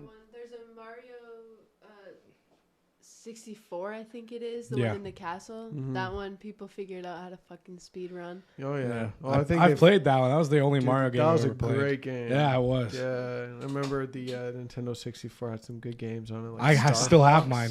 Do you? Yeah, in my garage. I got GoldenEye set up anytime. We play Great Wii all the game. time too. Yeah, dude, I used to play Mario Kart with my grandma. Hell yeah. It's crazy. Hell yeah. Dude, Yeah. those beginning games are sick. They're so Mm. fucking sick, dude. It's crazy now because like games now feel like they're just put out. He said he actually like recently that new Starfield game you talked about recently. Yeah, Oh, dude, looks crazy. He's dude. been playing it. While I was just chilling out on Yeah, your front 40 porch. hours. Yeah, 40 I hours. looked at like they have our own solar system in there. Yeah. right? Yeah. They have everything. They have kinda- solar Still, system. it's the lamest one. Is it? Well, because there's nothing there. Oh, There's yeah. like a base on on Earth? Mars. Oh, Earth is dead. Is it? There's nothing. Well, they gotta make it realistic. Yeah, so then it's like So what is the it like atmosphere dissolved, so it's just it's a hellscape. there? Oh no. It's just you're radioactive, sounds about killed by the right. sun. Yeah, moon's cool. I still on the moon. Yeah. There's a base on the Moon's moon. been chill as fuck since it kind of slammed into the Earth, you know. Yeah. Any day now. Any day now. Any day. I I heard guess it's it- like garbage Isn't too. that how I believe that's how it was made? Like some sort of two celestial bodies crashed. There's Earth, and then there's How's the some big let's object, search it up? and then this object crashed into Earth, and then came in to go like around the orbit. I believe. I don't know. The moon. Want to figure out how the moon got to Earth? I figured it was just a big fucking asteroid took a piece of Earth off. Yeah, that's what I figured too. Yeah, look at that. Yeah, in fact, during a collision between the Earth and another small planet. Made the moon. Fuck. Yeah, it's fucking. Can you imagine watching that from like a safe little shuttle? That'd be cool as fuck. I Dude. mean, yeah, probably. I wouldn't want it to happen to Earth, but NASA recently put something like crashing into Jupiter, and like Jupiter is huge, and like Pretty they said big. the size of like the impact it had was like the size of Earth. Mm-hmm. So I was like, could you imagine? And they seen that from like the scope, dog. Like, could you Just a little imagine? dot. Yeah, it was like a little fucking dot. All you see is it hit into Jupiter, and it's like, blink, yeah, and it's like, whoa. Jupiter's got like 8 moons, doesn't it? Yeah. Has a couple. That's like 4. I Probably thought. bigger than Earth, I'd imagine. Some of them, yeah. One of them might be able to support life. Titan. Yeah, Titan. I've heard of this. Yeah. Yeah. Has- does it's it ice. have There's a frozen- base on Titan in Starfield. Oh, I haven't gone to it yet. There's so many planets. So so the only thing that I watched some of the gameplay. The only thing that I found a little sketch was the AI seems a little like slow, like not like a first person shooter. Like it seems like you'll shoot at them and they'll be, you'll like be shooting at them and they'll run in one direction and then they'll slowly turn and be like, oh, That hasn't happened to me so No? far. No? So Okay. far they've been pretty good. Like they got jetpacks too. okay. So sometimes like I'll throw a grenade and they'll fucking jetpack like up to a second floor I didn't even see. I'm like that's Damn. pretty cool. Yeah, maybe I'm watching the wrong videos. Well, there's it's a Bethesda game when it first came out. They're never good. Did you play Skyrim? I did. Yeah. Yeah. Skyrim was pretty rough at the beginning. Yeah. This is Skyrim, but they put it in space. It's gonna be way worse. Yeah, I just remember Skyrim, like the NPCs walking into the walls and shit. Nothing like that has just, happened like, yet. Walking into the walls, trying to chat with you, and Oh, like but have you twisting and seen shit. have you seen like the main towns? The amount of NPCs in that bitch is crazy. Yeah. Like there's fucking like 100 people in the middle of the street. So how do they support all of this in one game? Like, is it like AI? Like, is it generated kind of? Some of it is AI randomly? generated, yeah. Yeah. Because there's so many planets going on. You can't have like a code that kind of runs. I mean, it is all code, but what I'm saying is like It's an AI it's not generated traditionally program. Yeah. coded, right? Like there's that like traditional game where it's like point A to point B. You know, there's a few ways you can take to get there, but this game's like there's a million fucking things to do, a million Yeah. spaceships, a Well, million. Some of the battles you'll get into space, that's AI generated. That'll randomly pop up, which has caused me trouble. Like this one time, I was supposed to talk to this other ship, and like fucking 3 of them just came out of a warp drive, and it was just like, oh okay. So they're shooting at this guy because I can't exit the conversation, and he just got blown up, and I had to restart a save. Damn. Yeah, no. Used to be my favorite beer. Moosehead. Oh yeah. Moosehead's a fucking good beer, man. Solid I beer. used to drink it. Well, my buddy Devin, you've been to his house before, Devin. Yeah. And so anytime he comes back from the army, we always drink a case of this. Oh yeah. Yeah, we always drink a case of Moosehead. Nice. That's how I literally got into it. Moosehead was like the first beer I would actually go and buy at a store. Yeah, it's a good Yeah. beer. It's a good beer. But you were saying earlier before we started, like you're like I'm more of a light beer guy now. No. You kind of yes. have to be. It's also hard to drink No, beer all night. Yeah, dude. If like for me, it's like I just start to feel heavy Yeah. in the gut, especially. It's like oh shit, like it's like my stomach's so bloated, it's like pushing on my lungs. You know, like that kind of feeling. Bro, it's like if I smash back like fucking 12 beers, I literally feel like I ate something, but I'm hungry. It's weird. It's so fucking weird because it's just empty calories. Yeah. Like it's just carbonated, so you just feel like you're burping the That's what I entire feel time. like. So It's you're just like, mostly it's just air up Yeah. in my stomach. Like it's slowly my system just releases of it. Like yeah, I don't know what that is. I like, it's carbonation. well, it's no, it's carbonation, but it's like some people have no problem with smashing back like a case of beer. Oh man, I was once there. I was one of those guys. Like now I feel like my alcohol tolerance has definitely slowed down a little bit. I think as you get older too, but I also think like, especially with drinking in particular, you're more responsible in the sense of you're not as young, so you're like you can't take the harder hit. Like, listen, you could push the night, Yeah. but it's not like when you were 16. It's not those nights. Like you may Fuck push no, it, man. and pushing it for you Yeah. is like, man, I drank 12 beers and had like fucking 4 shots last night. Yeah. Back when you were a Whoa. kid, it was like I smashed back a bottle of whiskey and drank fucking 19 shots. So for your party, I think I drank all together like 9 beers, Mhm. and I had about 4 shots. Yeah. And that put me in. Yeah. Like, Well, I had to yak. but to be fair, that's reasonable. Right. Like that is a reason. 9 Yeah. beers and 4 shots. You should be like. I've never liked those guys who are like, man, it takes me like a case. Like that sucks, dude. If it Right. takes you a case of beer to Dude, get drunk, that fucking. I was sucks. like 10 out of 10 drunk like for the last 2 hours. 2 hours I was hanging out with You you look guys. good, bro. You doing flips in my fucking backyard. Oh yeah, I remember, bro. Yeah. Everyone's just fucking in the back hitting the dab rig, and everyone's like, "What the fuck is this guy doing flipping?" Oh, You know what I shit. mean? Dinner and a show. Bonfire in a show, s'mores in a show. Anybody? S'mores Oh, in yeah, a dude, show. I remember the fire starting. That was nice, man. Bro, what a how- great night, man. Thank you for hosting Oh that. my god. Yeah. Pish posh anytime. But like, fucking Don't say dude, that again. how all right? how good were those Burt Reynolds shots though? Fantastic. Oh my yeah, god. they went down so easy. Oh dude. I remember. I'm just like, there's no way that there's like this much liquor, but there definitely was. yeah, Yeah, good I about got- I definitely it's felt that. butterscotch liquor and fucking spiced rum. Wow, what a little mix. Oh, huh? it was so good. I remember I went to Loose Goose and Great wings, best wings in Windsor. best wing. Thank you, bro. Best wings in Windsor, Loose Goose. I've said it on here multiple Dude, times. they're fucking huge. Yes. I ask for all flats every time I go. Slop them up, buddy. Dude, They- crazy to get the Cali Gold sauce. Oh yeah. Oh, it's so good. Dude, Bro, have you ever so had the good. Montreal barbecue? Yeah. Ooh. Man, I love barbecue. Like I ate wings before I came here. Where from? If it's just delivery, bro, I'll like go Mojo's. I've never even had Depends. Mojo's. Like John Max is pretty good as well. Honestly, John Max is good for what what do it you is. suggest? Because like I eat wings a If lot. bottom line, if you're like, yo, I want the best wings in town, hands down Loose Goose. There's no like, Yeah, there's no yeah. second really option. But I don't It's even Loose think they Goose. do delivery. They don't do delivery. They do Yeah. takeout though. Oh, They do So you have to takeout. go get You out do of your it- house. Yeah. Fuck. Fuck. That's Yeah. Look at us. We're like, oh, we're gonna leave. Fuck. Fuck that. But like, bro, honest to God, I've been to a lot of wing spots, man. Like, very unfortunate. We lost Buffalo Wild Wings. I don't know if you've seen that. Yeah, they're the only good oven like baked wings. They are. They're the only one. They're the only. Everywhere else does fried wings. Yeah.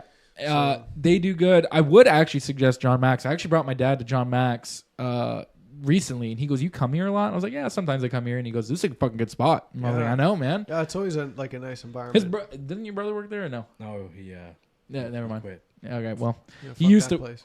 he used fuck that. But yeah, we're mad now. Yeah. Switch it up. Switch it up. But no, I do like John Max. A lot of like, bro, Chuck's does a good job. Chuck's is good. Um, What are those? What's the place all the way on the west end? Goat? Uh, No, not Goat. Goat is a good place though. Shit. It's a wing place. Yeah, it's a wing place. It's like they serve you peanuts. Oh fuck, I don't remember. It's all the way west end, man. Oh shit. I know, like I recently had Not Gatsby's. Hurricanes. It's not I Hurricanes. recently had Gatsby wings. It's a nice place. Pretty good wings too. How Yeah. how deep west? Like on Sandwich Street. Is it All- Wild Wild Wing? Wing? No. It's not Wild Wing. It's, That's the other side of town. Yeah, you said it's on Main. Just search No, up no, no, it's search like up West sandwich. End. search up Sandwich, wing yeah. spots. Search up wing spots in Windsor. Anyways, Yeah, like West End wing spots. let's just see what they got. John Max. So it's like all the way near the university on Sandwich, just a little further.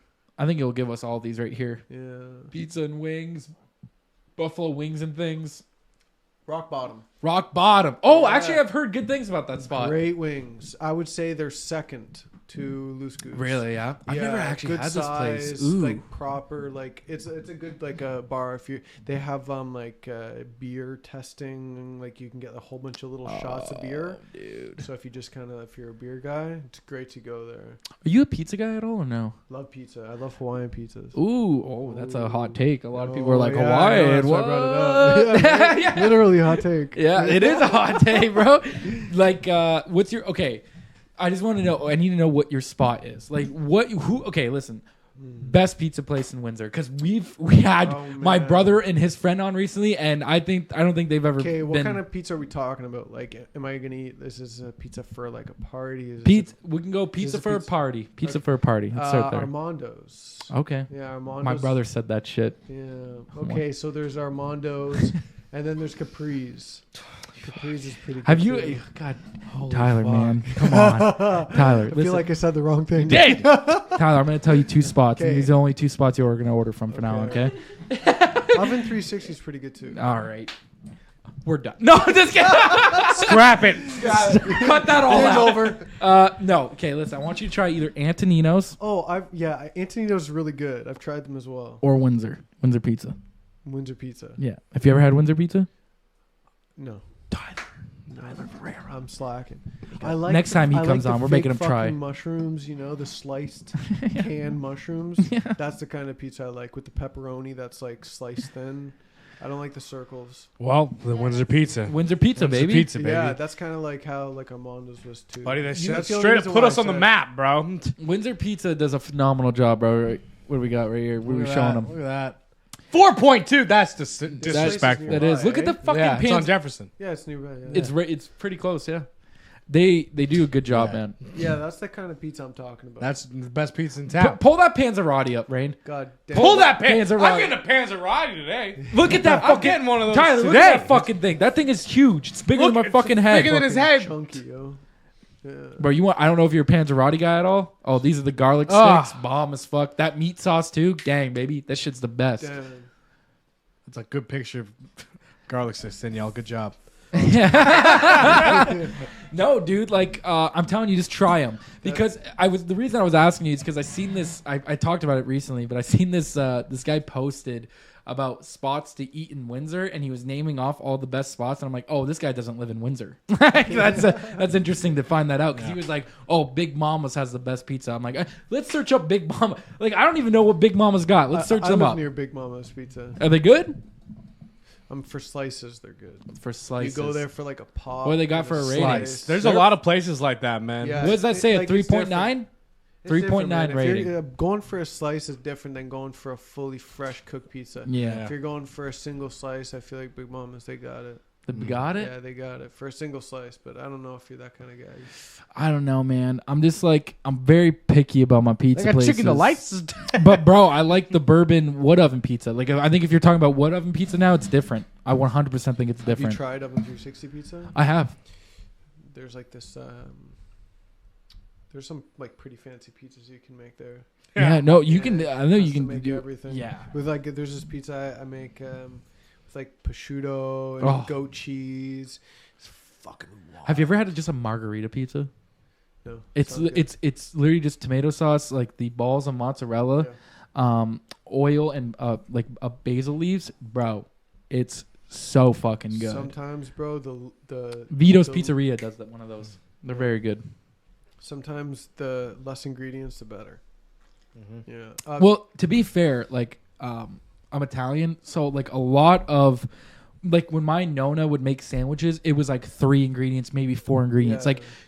Like she can't understand like the loaded sandwich thing. Like she doesn't get that. Yeah. Have you ever been to, I think it's, pardon me if the pronunciation's off, Giglio's? No, you got it right. Yeah. Yeah, I got it right. Okay, Yeah. that place makes some fucking crazy Crazy. sandwiches, Yeah, bro. man. Like I used to be a Subway guy, and I went to Giglio's once. Dude, that doesn't even compare. It's Subway not- doesn't dude, compare. it's not even the same thing. Yeah. I thought I knew sandwiches. And then I went to Giglio's. Leave that review. I thought I knew sandwiches before That I would came actually be here. a crazy review for that.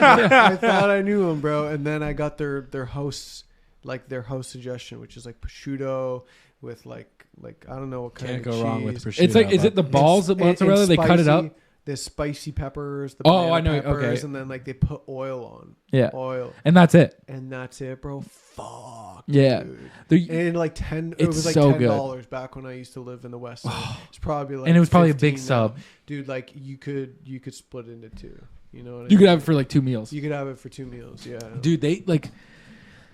I think with especially like they don't like all the ingredients, especially with like Europe. I think like when they cook their food, it's like I feel like in the West we just like we throw things on it because we kind of have to because it makes it taste better. With them, like they want to taste like the meat, like prosciutto. Like There's if it's much more- aged prosciutto, Yeah. they want to taste the prosciutto. They don't want to taste like every seasoning you Yes. fucking have There's in it. more craft, bro, Yeah. and it's the same thing in like Indian cooking too. Like Mm. Rosemean will occasionally cook for us, and it's so much different than the food we eat here. That are like honestly, bro, we got like there's some good food that comes from like Western culture, but nothing really compares to like genuine like a European or genuine Indian or Arabic. Like, have you guys ever had like a really good shawarma? Yeah. That shit slaps. I was at Seacliff Beach the other day, Mm. and we stopped and we had like the shawarma at a Mm. shop, a little Lebanese place there. Unreal. Some man. places I do it, couldn't man. Believe it, dude. Everything was just perfect. The sauce was like orange, garlicky sauce. Oh, bro. It's like and it looks so good. Like Yeah. I don't know, man. Like you eat something from here and it's like it's just everyone's loading it with something. And I'm like, I guess if you're so used to eating that, I understand. But like, especially when my Nona was like growing up with us, it was like very like, especially even now when we eat, like we have a family dinner, it's very simple. It's like layers, like even lasagna, it's noodle sauce and like she may add a couple other things to it. That is it. Like we are not adding all this shit to it. Like it's the same thing with like pasta sauce. Like, yeah, man. Yeah, it's you guys kind of remind me of me and my buddy John. John, he works at the same shop as me, and we've been friends forever, bro. Like I've known him since he was like 15. And it's funny, like we do the same thing for a living, right? Like it's kind of you guys, similar boat. Like you guys do this together. Me and John tattoo together, and going back to food, his aunt, Italian, as Italian can get, the craziest pasta ever. And it was like such a simple, like the sauce was so simply made, but so powerful. Like you don't have to like crack things out to make them crazy good, It's like keep things simple. Pasta easily is my favorite meal. Like if I swear to God, this is bad to say, but if a doctor told me like you have to stop eating pasta or you'll die soon, I'll shave the years off. I'm good with that. Yep. Like I'll eat the fucking pasta, no problem. I love pasta. I bro. love pasta. What's your favorite kind of pasta? Just like regular marinara stuff. Like especially Meat marinara or like just. I like regular. I'll add the ground beef because just because like I'll try. Sometimes I'll do it without ground beef, but most of the time I do cook it with ground beef. Right. My grandfather's passed away now, but he used to make the best pasta I've ever had in my life. And when he passed, everyone in my family tried to replicate that, and they would make me eat and I would try to be nice, but it was like it didn't even come close. Like I don't know what exactly he did, but it was like to eat that meal, or even like for me to cook pasta, and I try to get it close every time. I really do. Yeah, you put your soul into it, and you can't get. And it. I can't. It's like I can't get the. So fucking... like my lineage is like from Portugal. Like my grandparents are Portuguese, and when they make food, like I know that when they pass away, all of that goes all with of them. that knowledge, man, it's gone. Like they're like my mom should try, she can't do it, and I know if I try, I'm gonna do an even worse job than her. Yeah, you know what I mean. And it's so crazy to think about like the food thing, what you're saying, and it's like even thinking about how it's a tough thing to think about, like your grandparents like passing away and stuff like that. But like the fact that even that goes with them, and the fact that you may not never have that meal again, like that. When I was 13 when my grandpa passed, I never would have thought that I would never have that meal again. Like that didn't even cross my mind. Right. You know what I mean? But it wasn't even until like afterwards where people were making me this. I'm like, oh, like I'm missing out on it. Like it's insane. And it sounds like, it's such a simple thing. Like, oh, it's just pasta, but it's like you're not like it's. I don't know if it's maybe the person making it, or if it's just like the meal in general. But it makes you feel a type of way, dude. I feel like there's soul you put into everything. Man. Yeah, like, man. I feel, like it's food is an art form. And it's not just about the ingredients. Like, it's about the vibes you put into the food. I know that sounds fucking silly, but, like, people tell me this all the time with their tattoos. They'll be like, this tattoo I got from this artist looks great, but the vibes are off. It didn't feel like he wanted to do it. It feels like he was just doing his job. There wasn't much communication, and like, I don't know. I just, the tattoo's great, but I wish I wouldn't have got it. I hear that from people sometimes, and it makes me think it's like, oh, like, this is like a energy filled like profession. And I think cooking is the same thing. Like there's an energy exchange. When someone puts their effort into something, that's energy, right? And then when you eat their food, you're like receiving their energy. Yeah. I know this sounds like super like, but it's there. You can feel it when someone who puts their soul into something, you can feel it. That's what art is. Yeah. Well, that's why like when you think about when you get bad food, like if you get bad food or something like that, like not something that you don't like, that's different. Yeah. If you get like something bad, like something's like, well, this is not made the way it's supposed to be made at all. Right. If you eat something made out of a state of like curry, or you eat something that was made without care, you can taste it. Like we were talking about lifestyle inflation a little earlier. I'm ordering food every day. Mm-hmm. Yeah, man, it's hard for me to like sit and make, because my lifestyle is like all over the place. Well, you're going.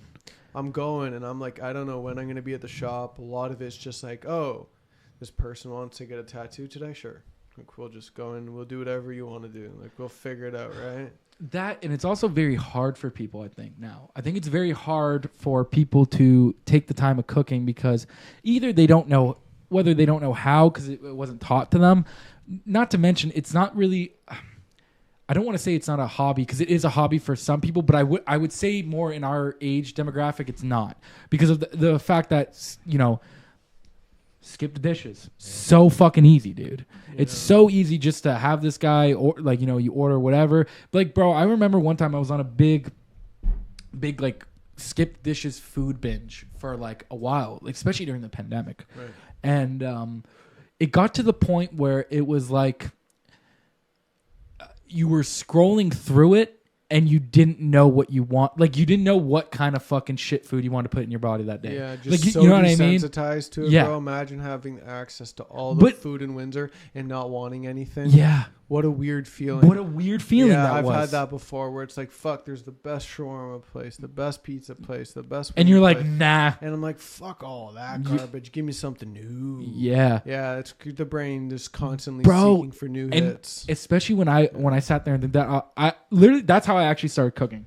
Was through that. When I was constantly scrolling through and I'm like, oh, dude, I'm relying on this. Like, this is what I'm relying on. Yeah. And I remember I seen that as a person. And I was like, okay, I don't want that. Never mind. And I'd rather cook. Yeah. And then I like cooking for people because it is like a nice reward feeling of someone liking your food and telling you that they liked it a lot.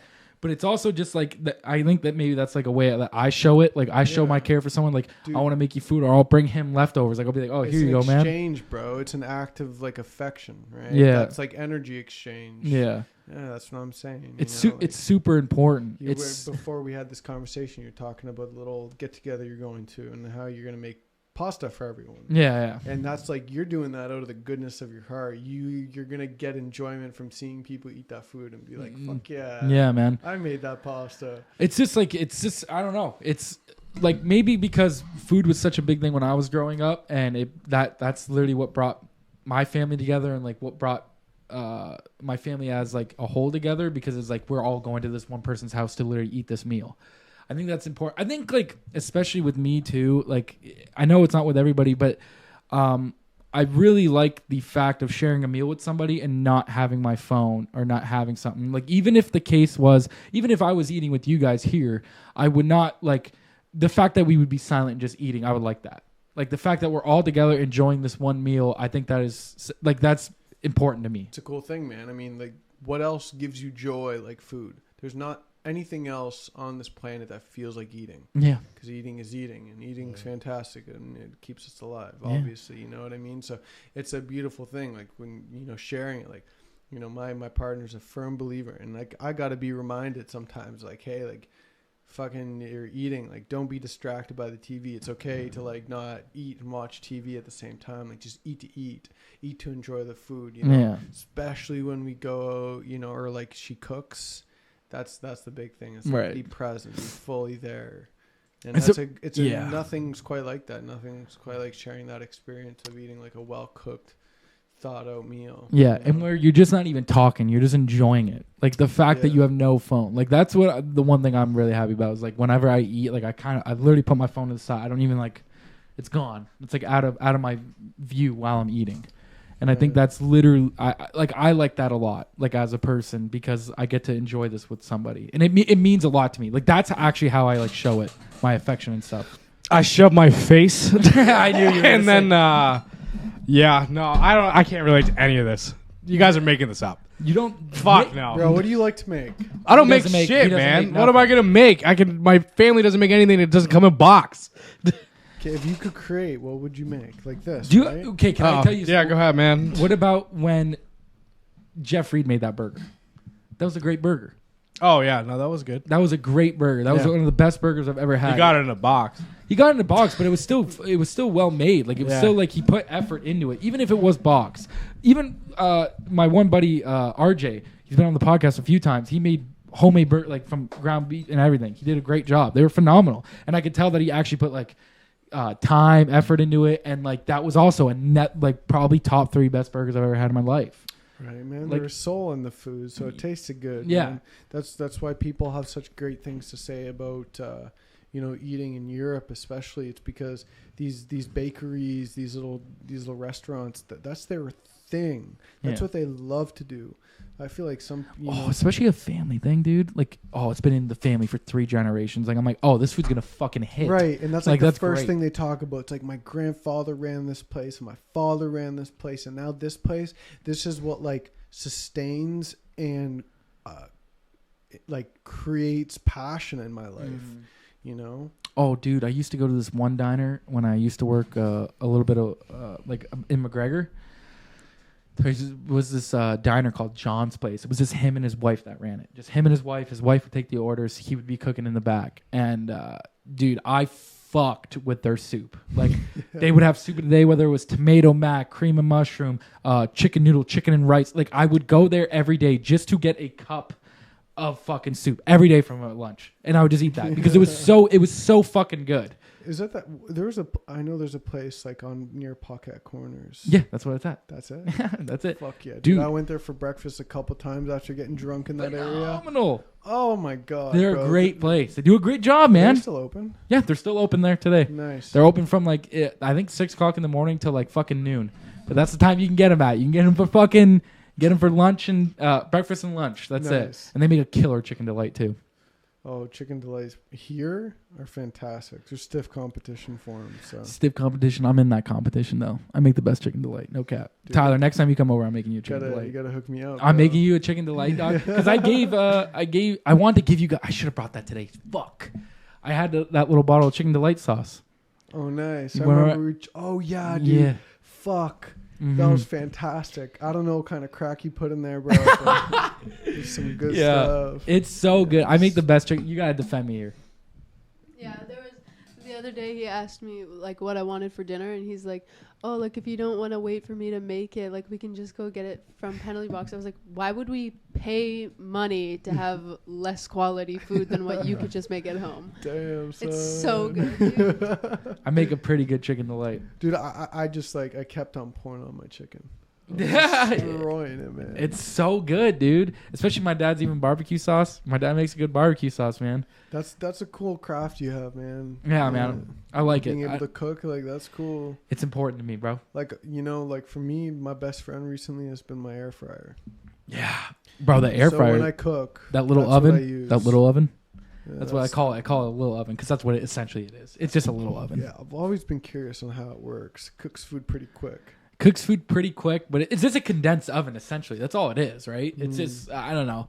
I don't mind the air fryer. I get it. I get why people use it. I mean, I use it For once. me, I would use bro, it for just- fries. I love chicken thighs, Yeah. and I'll just put like 6 of them in there at once. Oh yeah. Easy. But you 20 can get minutes, big you just ones. flip them twice. You can get big ones. You can Yeah. get like literally ones that are like $200. Where they have Oh yeah, two- that's what I have. Oh, Like, do you actually? Yeah, my tray's like pretty massive. Like you can fit a fair amount of food in there, and it's got all these settings and shit.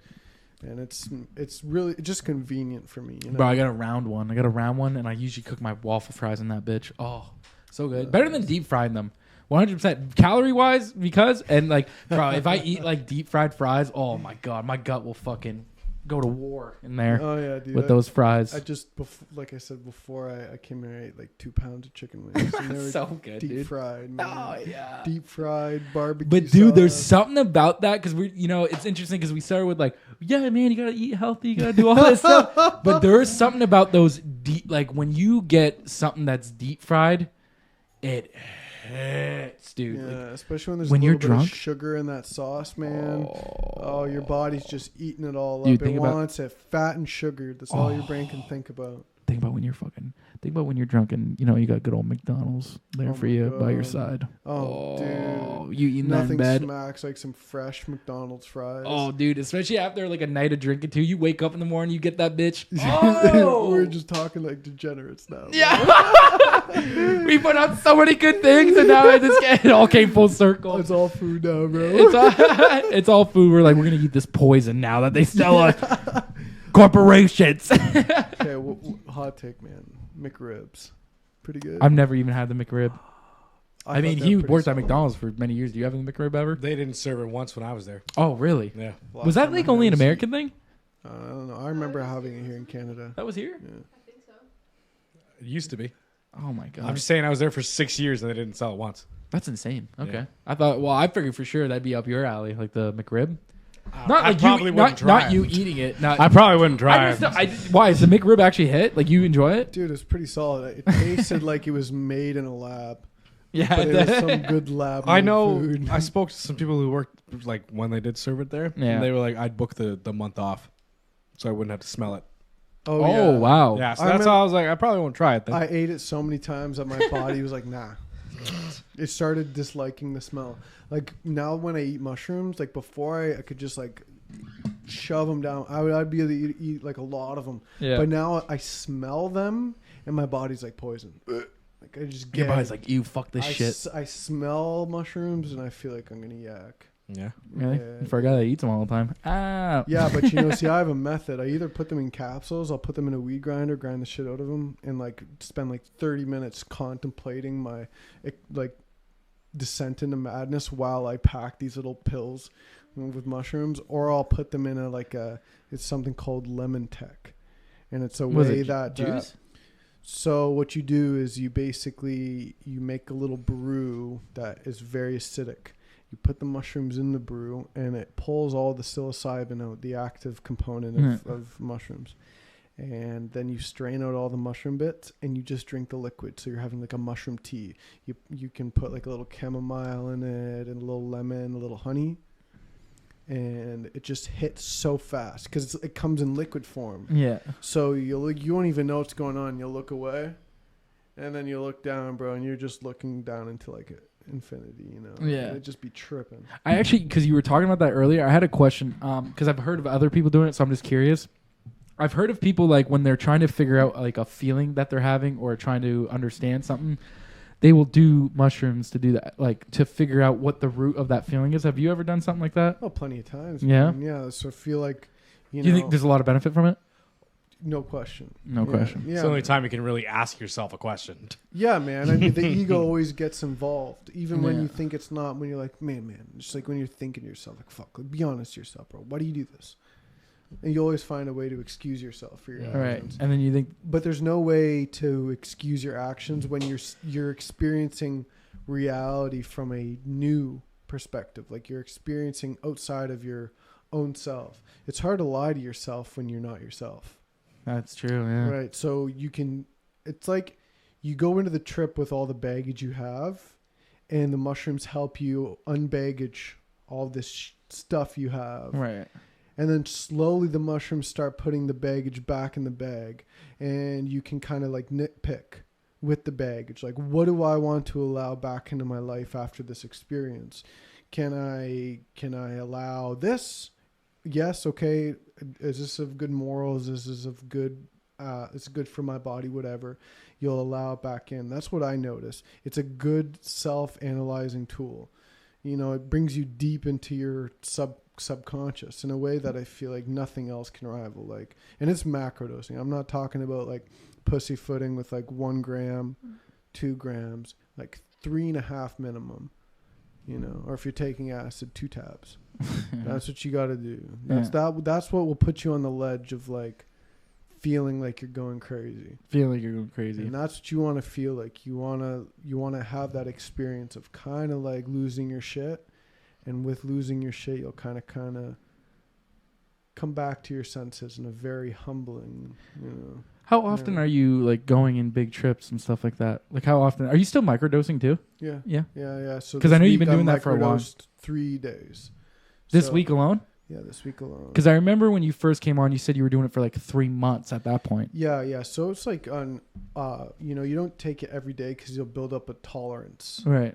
So it's not like you feel much, but I notice definitely I'm a little more creative Mm-hmm. and I'm a little more compassionate. Like it's easy to fall into patterns. With microdosing, you kind of look at your patterns a little more. You know, you are a little more just compassionate. Like you think before you act. Like I feel, for me at least, I act on impulse a lot. And that's just a good little like barrier because it kind of gives you that, you know, that feeling when you're coming up on mushrooms. There was like a little bit of like uncomfortable, a little bit like, ooh, like you can feel that. You can feel that when you microdose. Still a bit of like, ooh, I can like feel myself, you know, and that's just like an extra layer of awareness that you can apply. And use it to think. You get that feeling like I'm really in this shit right now. Like I'm not just an outside observer. I'm in this shit. Yes. There's a little more like it just makes my actions more like full of awareness. Full of awareness. Yeah, like I'm not just doing it to do it. Like, like I feel like this is with like going through the like you think some people go through the motions, but in this you're not. Yeah. With microdosing, it's helped me to take control a little more, which is interesting because when you macrodose, you lose control. But with microdosing, why? Could you just explain why you think that you lose control in macrodosing? Yeah. Well, because your brain starts to like think it's dying. Like in brain scans, they show this, that like the psychedelic headspace of someone who's on like a heavy dose of like any kind of tryptamine or like lysergamide, that it very closely imitates the way the brain behaves when it's dying. They've done scans on people's brains who are dying, and they've done scans on people's brains who are tripping. And the scans show a lot of interesting things. And that usual like brain regions that don't talk to one another, they talk to one another. So, there's like, you lose yourself in that state, and the brain becomes untethered. Like your self-identity gets stripped from you. Like there's nothing you can do too. Like it's just a process that happens, you know, and it's that's what people say, let go, man, like just let go, like relax, like breathe, breathe through it, relax, let go. It's a process that happens, and it's quite intense. I'm sure. Have you ever heard the term ego death? Yeah. I can't even try to like use words to explain quite what that's like. But it's literally someone has to experience it almost. Yeah, man. Like me and Rosemene after. So like when she tripped with me too. And what ended up happening was like we were up in our bedroom listening to music, just with the lights off, just tripping out.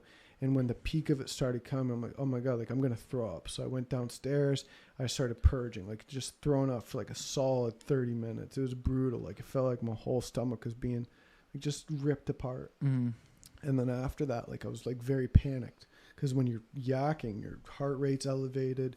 Your body's just going through like, hey man, like you're poisoned. Something's in you, And it gets the brain thinking like, hey, like protect yourself. What's going on? Like, are you okay? And this is someone like, I know what I've done. I've done it a million times. Like I've been there before, but every time it puts me in the same place. It's very humbling because no matter how many times you do it, the same process happens. It's just part of the medicine that it like disconnects you from your like self. So that's what I mean, where it's like you lose yourself on it. And whereas when I microdose, when I take very, very little amounts, like perceptual, which means like I can't tell that I'm high. Right. It's just such a small amount, like 1/10 of a gram or 200 milligrams of mushrooms, or like 1/10 of a tab, even less. I just noticed, like you said, there's that just little extra step of like, oh shit, I'm here. I'm in this shit. I'm here in life, and it's almost like the feeling of like when you're through that state of losing yourself on a macrodose, your baggage slowly starts to come back to you. And it's like, oh, hey, like you're Tyler who lives here, does this, speaks like this, thinks like this. And all the little things like, oh, am I a man of good morals? Do I act in a like structural way? Do I maintain the relationships in my life? That's why it's a very good analyzing tool. Very good at analyzing tool. But even with like now pot, I would say with like people with pot who take high doses, because it's not like the psychedelic thing where you say you've done it a million times, and then you still forget like what you've done. Yes. In that sense. Yeah. But with what I find interesting with the high milligram, like even if you want to say high milligram dosage of edibles, it's like people know where they're at, but they're like, okay, this is what I got to do, or this is what I'm panicking. Also, like with the pot thing, even though I think we're both advocates for people, if they want to use pot, you should be able to. Yeah. I think we got to recognize though that there are cases where high milligram edibles for long periods of time could cause schizophrenia in people. Oh, dude, I know an individual who went through a state of psychosis, bro. Like my friend's little brother. Mm-hmm. Yeah, just like the smartest guy too. Yeah. And dude, it's like his soul disappeared for like 6 months. He had to go on like proper relaxant medications. like antipsychosis medications, and he came back and like. But when I saw him in that state, it's like he wasn't even there. And I've seen it happen. Like, it's not a tool to play around with, like, especially edible marijuana. That stuff's different. The way it smacks is just different. It's not the same as smoking it, bro. It's like if I smoke, there's only so high I can get. I can smack a joint. Well, I'm pretty sure you can attest to, like, you know, even him back in the day. Like, I bet you could smoke and then you'll just keep smoking and you realize you can't get any higher. You reach, reach, like you reach the ceiling. Like your brain's as fucking stoned as it's gonna get, and there's nowhere else you're gonna But go. the edible thing, you could lose yourself. Like, I've taken really high. I've lost myself on edibles. Yes, I've had those kind of like ego dissolution states. That's what I'm like, saying. Yeah, like it is like even, especially the next day. I would like at heavy doses, like 100 milligrams plus. That is a lot. Like, people don't realize that. Like, I know huge. for like a regular person though, like someone who's never taken. Yeah, I've given regular people dose of 10 milligrams will put someone on the edge of their seat. Yeah, and 10. Imagine 10 times that, right? So like I've taken 500. That's twice. Crazy. Like the most I ever took was 200 milligrams of these like pills. Like there's like oil in them. Yeah, they're fucking horse pills. They're fat. And dude, like it made me fucking huge, so high. Like my eyes were dry for like 48 hours. Like everything was just a blur. And like honestly, there was points where I was so high where I thought there was people like looking at me through like holes in the wall and stuff. Yeah, like, I was panicked. But I've also done some pretty deep exploring with other chemicals. Right. Yeah, like Benadryl. That's Benadryl. You out here doing Benadryl like recreationally? What's like the high? You met the Hat Man? You know, back in the day, like when I was much younger, like when I first started just like fucking around with like different drugs, I'm like, well, stuff was hard to come by, and like I didn't have, access to the dark web or anything. Not till later.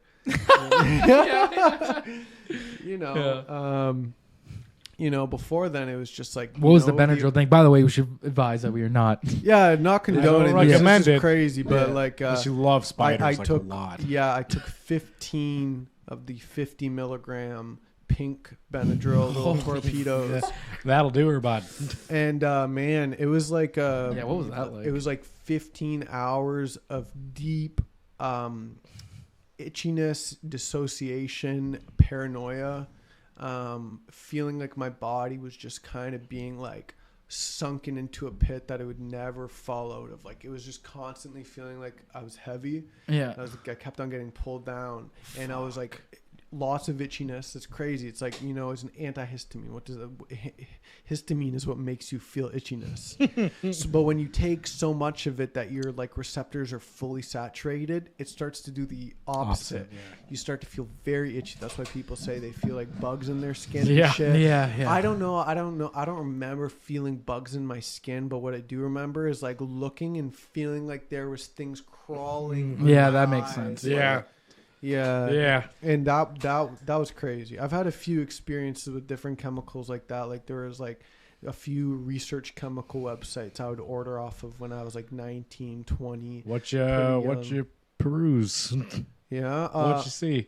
Oh man, on Benadryl or like? Oh no, Benadryl is like you kind of just feel like itchy. You see little spiders, and sometimes you see the Hat Man. Yeah, but like I was asking about the experimental chemicals. Like what'd you dive into? Oh, there's a few things I've done. This wasn't an experimental chemical, but there's this seed. It's called the Hawaiian baby woodrose seed, and it has a precursor, the prodrug. I think it's a precursor, some sort of similar drug to LSD. What's it called? Sorry. Hawaiian baby woodrose. We should probably search that up. I just want to see what it says. There's also morning glory seeds, which also contain a trace amount of this. Pretty interesting stuff. And what was it? Hawaiian what? Sorry. Hawaiian baby. It's not woodrose. LSDS, is it? No, it's LSA, I believe. Baby woodrose, right there. Oh wow, it comes out right away. Yeah, I know my shit. I was saying that. I know my shit, bro. They're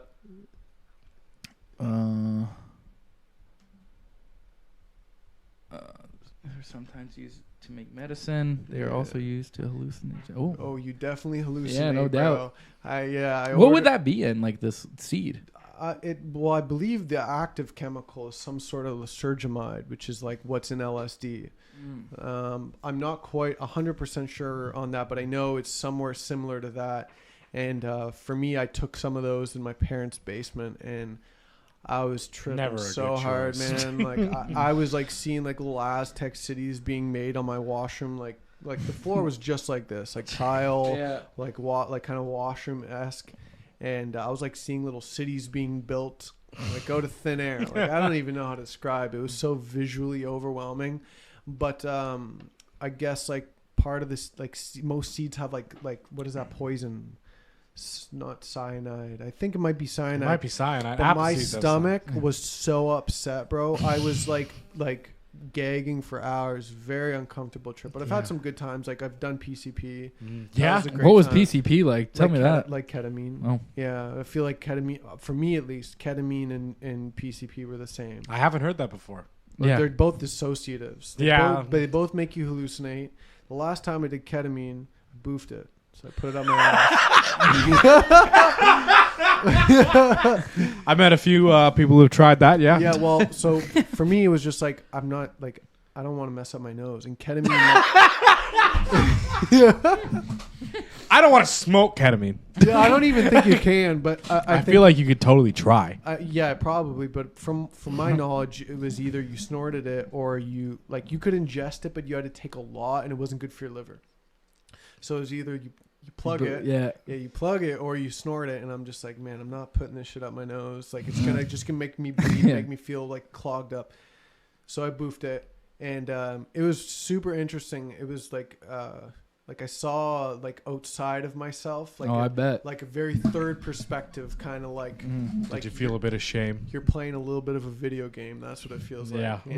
Lots of heaviness. Like it has an alcohol feel. Like your body's very drunk. You can't walk a straight line. I tried to get to the washroom. I fell like 3 times. Oh, Like from my living room, and it was a straight shot to the washroom. Fell like 3 times, and like time was very distorted, and it felt like my vision was slowly getting more like narrowed and dark. Yeah. So and it lasts for a pretty short time. Like ketamine, at least. PCP lasts forever. How long did PCP last when you did it? Too long, like 12 How'd you hours. do that? Smoke it? No, I believe I just ate it. Oh, you ate it? I believe that there was like, it was a crystal or like some sort of like pill that it was in. I'm not sure if they probably had it in some sort of like powder. Right. If I had imagined, right? It was a PCP derivative. It's not like straight up like I got it on the streets. I got it on a research chemical vendor in Canada legally with the vice of not for human consumption. Yeah, That's just hilarious. that's how you get away with doing that kind of stuff, right? And I just did the research beforehand. That's to be like, so okay, interesting. Is this going to kill me? If it's not going to kill me or do permanent damage, I'll try it. a lot of times they'll Right. kind of they'll just add sugar onto it. Yes. They'll add sugar into it, so there's more letters on the acronym. So Yes. it's like this is a PCP. Yeah, so that's called generally they're called prodrugs, and so there's I'll tell you the science behind this. It's fascinating. So say there's LSD. LSD, the chemical. Can you bring it up, like the whole chemical for LSD? But basically, it's like LSD, lysergamide, diethylmide 25, or something like that. But that's illegal. But in Canada, if you get like LSD with a hydrogen molecule, which is inactive or whatever, like on top of this, like something that it basically gets negated as soon as it's ingested, then it's legal. So like you can go online readily, like right now, and buy copious amounts of acid. Like you could buy a sheet for like $300, like 100 tabs, $3 each, easy. And it will do the same thing as acid, like nothing different. Yeah, not condoning it, but you can do it. You can, right? And as long as Link you're in not, description. as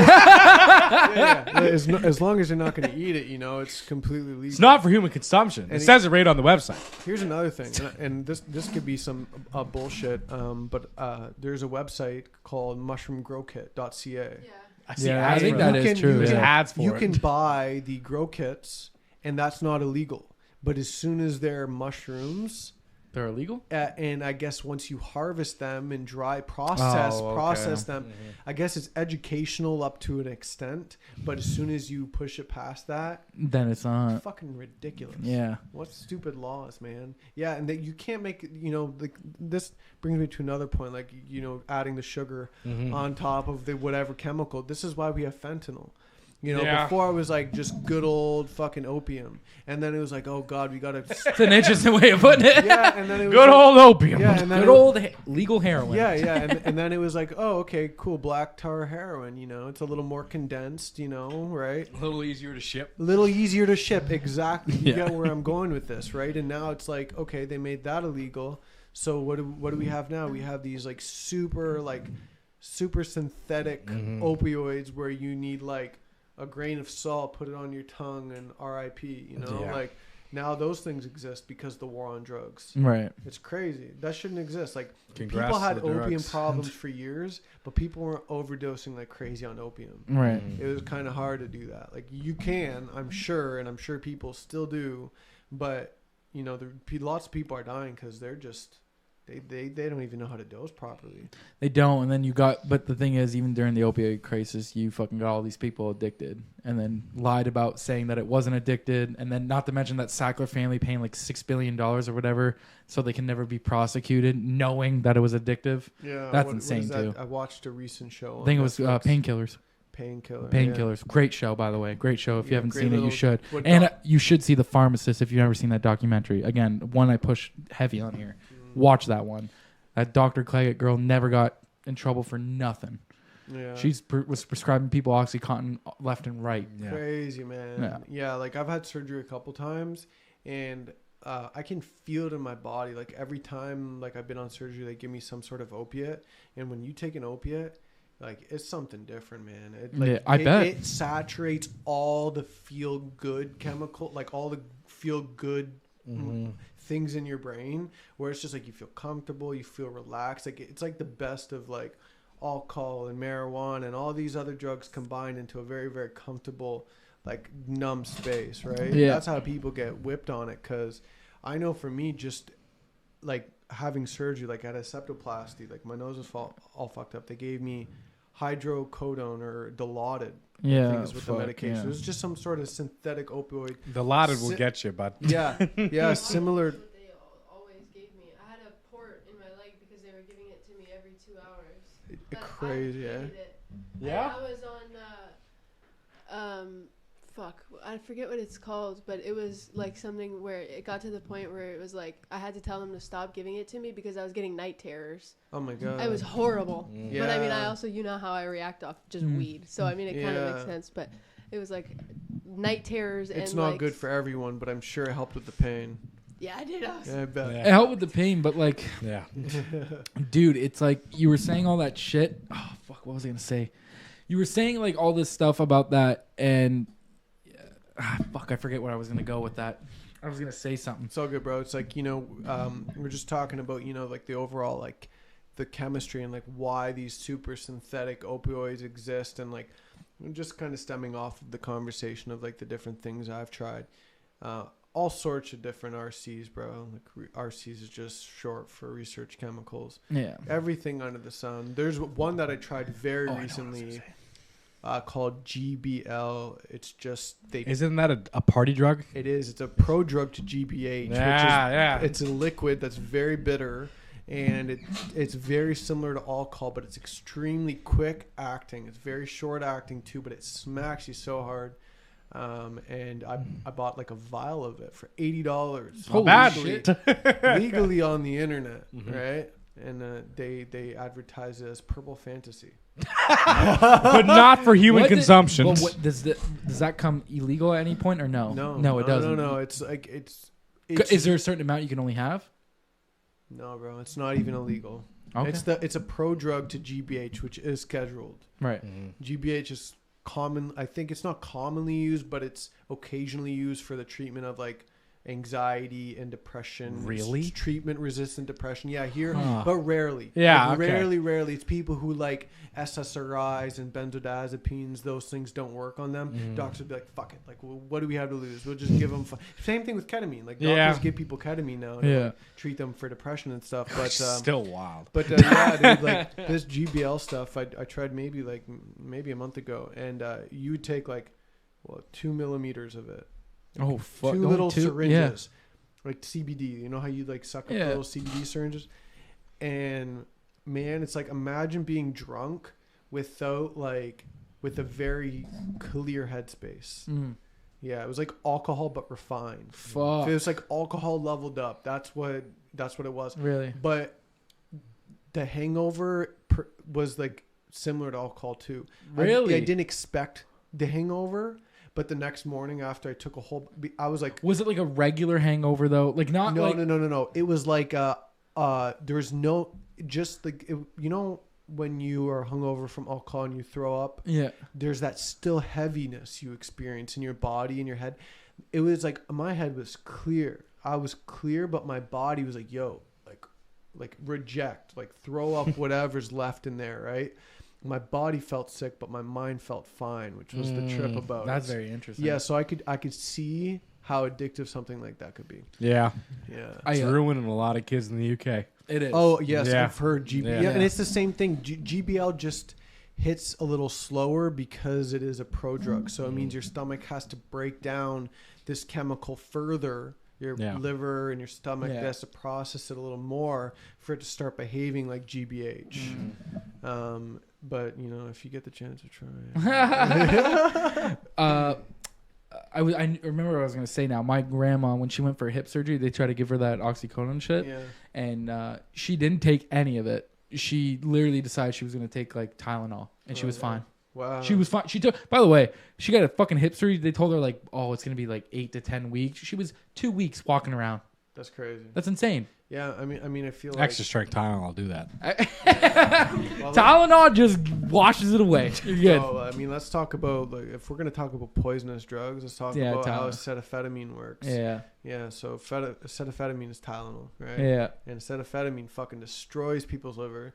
Like there are more people who like I'm almost positive about this. More people or close to as many people experience some form of overdose symptoms with Tylenol, acetaminophen, as there are like opiate related incidents. I don't know. No, about well, that hold one. on. Close. You saying that though? It's not close, like relatively high, like Right. a number where you're like, what the fuck? I'm sure it's high, but like there's that. no way there's as many as fentanyl. Well, the problem is like there's so many opiates that have acetaminophen in it. It's like, oh, you're gonna take a codeine, you're gonna take a Tylenol 3 that has 30 milligrams of codeine in it, but also like 300 milligrams of Tylenol. You want to get high and you got to take 3 of them. You're going to be taking like a gram of acetaminophen, Right. and that's getting close to like your liver being like, yo, dog, this ain't it. Well, it's like even with like the Tylenol thing, like a lot of people realize like gut issues started happening with that stuff too. What do you need? This? Here, I'll pass it to you. Yeah. You can only get it so far though. That's it. Bam. All right, but you can close. you can only get it. Yeah, that is close. Careful. Yeah. But with Tylenol and shit like that though, like I know that a lot of people started having gut issues with Tylenol. Yeah, they tell you for IBS and stuff like that. It tears people's stomachs up. I feel like it does something similar.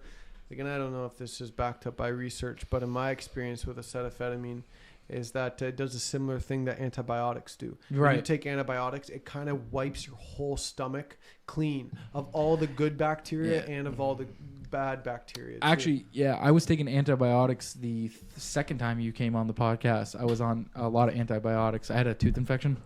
So I was getting brutal. It was brutal. By the way, one of the worst pains I've ever felt in my life. Yeah, I had to get a root canal recently because I was getting tooth pain. I'm like, there's no way I'm gonna let this infect me. Like, I know if I keep on going, my body's gonna have like an immune response, and then I'll get an infection. Yeah, So I'm like, it's very bad. It's very bad. But what I would say from like, especially like even the Tylenol thing, dude. It's like I had this guy at work tell me, oh, you know, I was having back pain or whatever, but now I take 2 Tylenol a day and now I'm good. And it's like, bro, you didn't fix the problem. Like, you did not fix the problem. You're just masking it. You're putting a Band-Aid over that. Like, that is something that you should go get checked out. Right, like go have some physio or something. Yeah, like go talk to somebody. Don't be fucking just out here.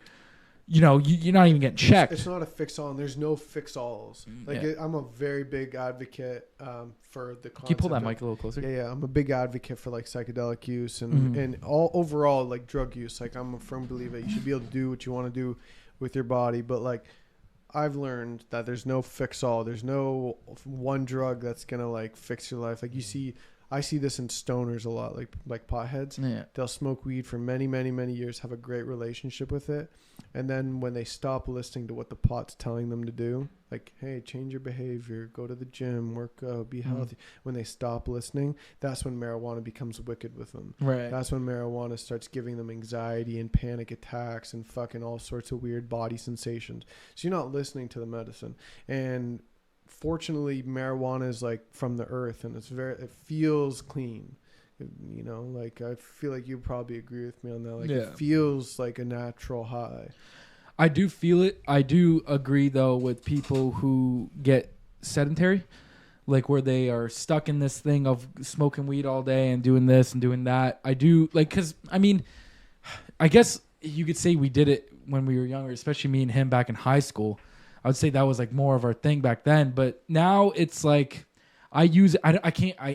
Truthfully, me, I can't just smoke all day and like just because I know me on weed and I know me when I'm sober, and I get a lot more done when I'm sober.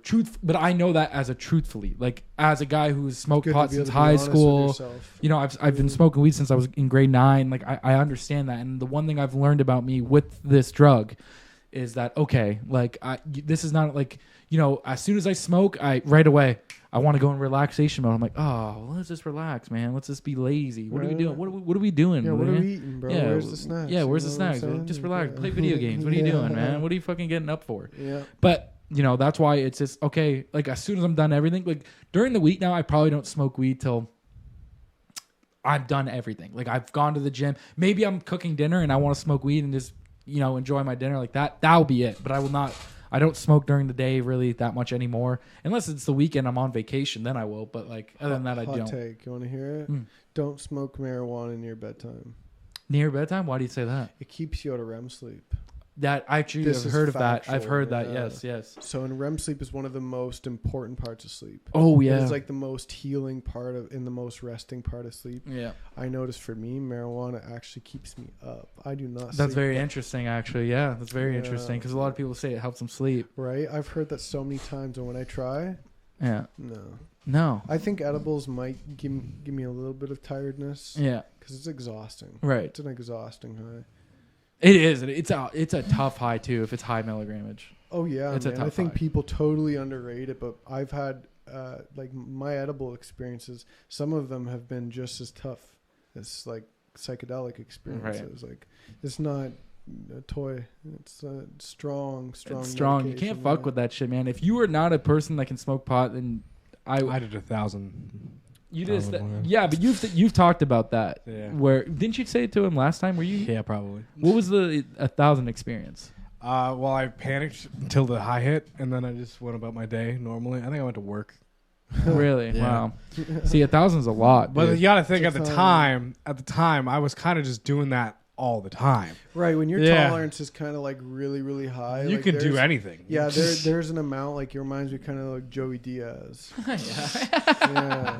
Like Joey Diaz talks a lot about his like heavy milligram usage of marijuana, and it's like for him, that's normal. That's normal. Anyone else, that's crazy. Yeah, like if I tried to take like that 10 right, if I did 10 right now, I'd be out for a couple days.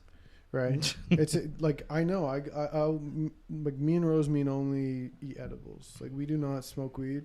Can I ask why? Because anything you put in your lungs that's not oxygen is probably not good for you. That's I agree. I can agree with that. Yeah. Very simple, straightforward. So edibles is just a lot easier for us. Like, I feel like, I don't know, like after I smoke, especially like a joint with all that paper and all that. Like, can you imagine, right? Like, smoking any sort of plant you found out on the sidewalk, like smoking grass or something. You know what I mean? Like it's just plant material in your lungs. Yeah. It's not good for you. As much as you like to think it is, it's probably not good for you. So it was like an easy step. And the edibles just kind of like, it's more subtle, I feel. Like it's more intense for sure. It's more intense because of what your liver produces as it's digesting. I just don't remember what it's called. Yeah, it's about, I know, yeah. No, I don't know. I don't know. It's a version of it just changes its chemistry completely. The way your body processes it, the way your liver enzymes break it down, it becomes something much more longer acting and generally a little more psychoactive, so more visually stimulating. Yeah. Because I don't know about him with his 1,000, but I will tell you the 2 times I did take 500, I was laying down in my room and I 100% I thought someone was walking past me. Like I'd be like this. I could be like this. Like what the fuck? And like I have nothing next to my bed. Like I was just like, what the fuck? You know what I mean? And it'd be nobody there. No one's there. But I would think like someone's walking by me. It's fucking intense, dude. Oh yeah, man. I think people really underrate how powerful of a medicine it is. And I think the government knows, at least, because when they're dosing people, they know with the edibles not to do anything more than 10 in a package. Because people get stupid, man. It's so easy just to throw a couple candies down the back of your throat. But the same thing with LSD, dude. You take a little piece of paper, so tiny. And tabs I have are like this big. They're tiny. And you just put them on your tongue, you swallow them. And 20 minutes later, you're on the path of feeling like you're dying. Yeah. You know, it's crazy talk. It's crazy what just such little can do to change your whole entire, reality. Literally, though. Yeah. Literally, right? Yeah.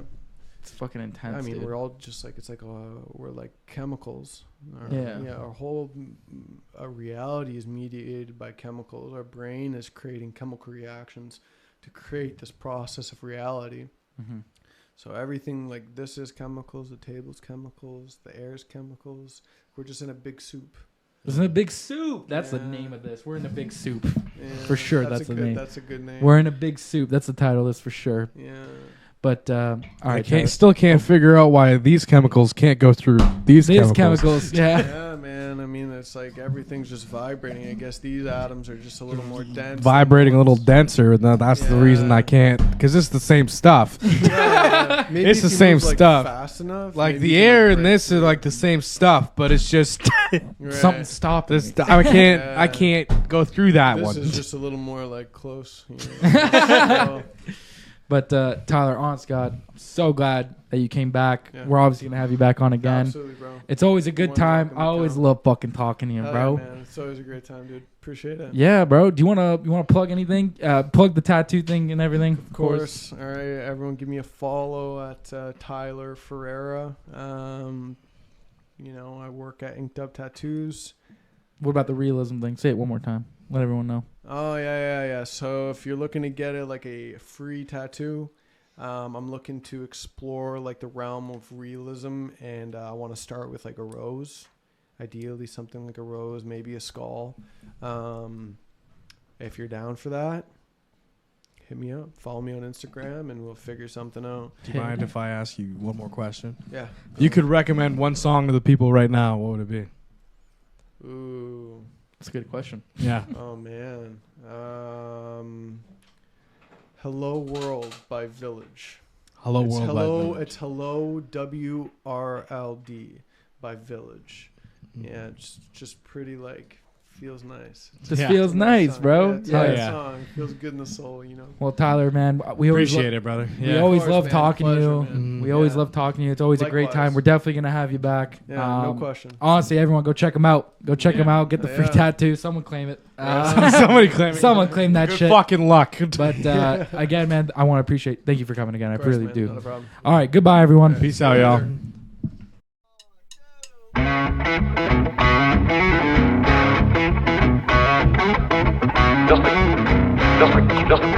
Just received in our newspaper.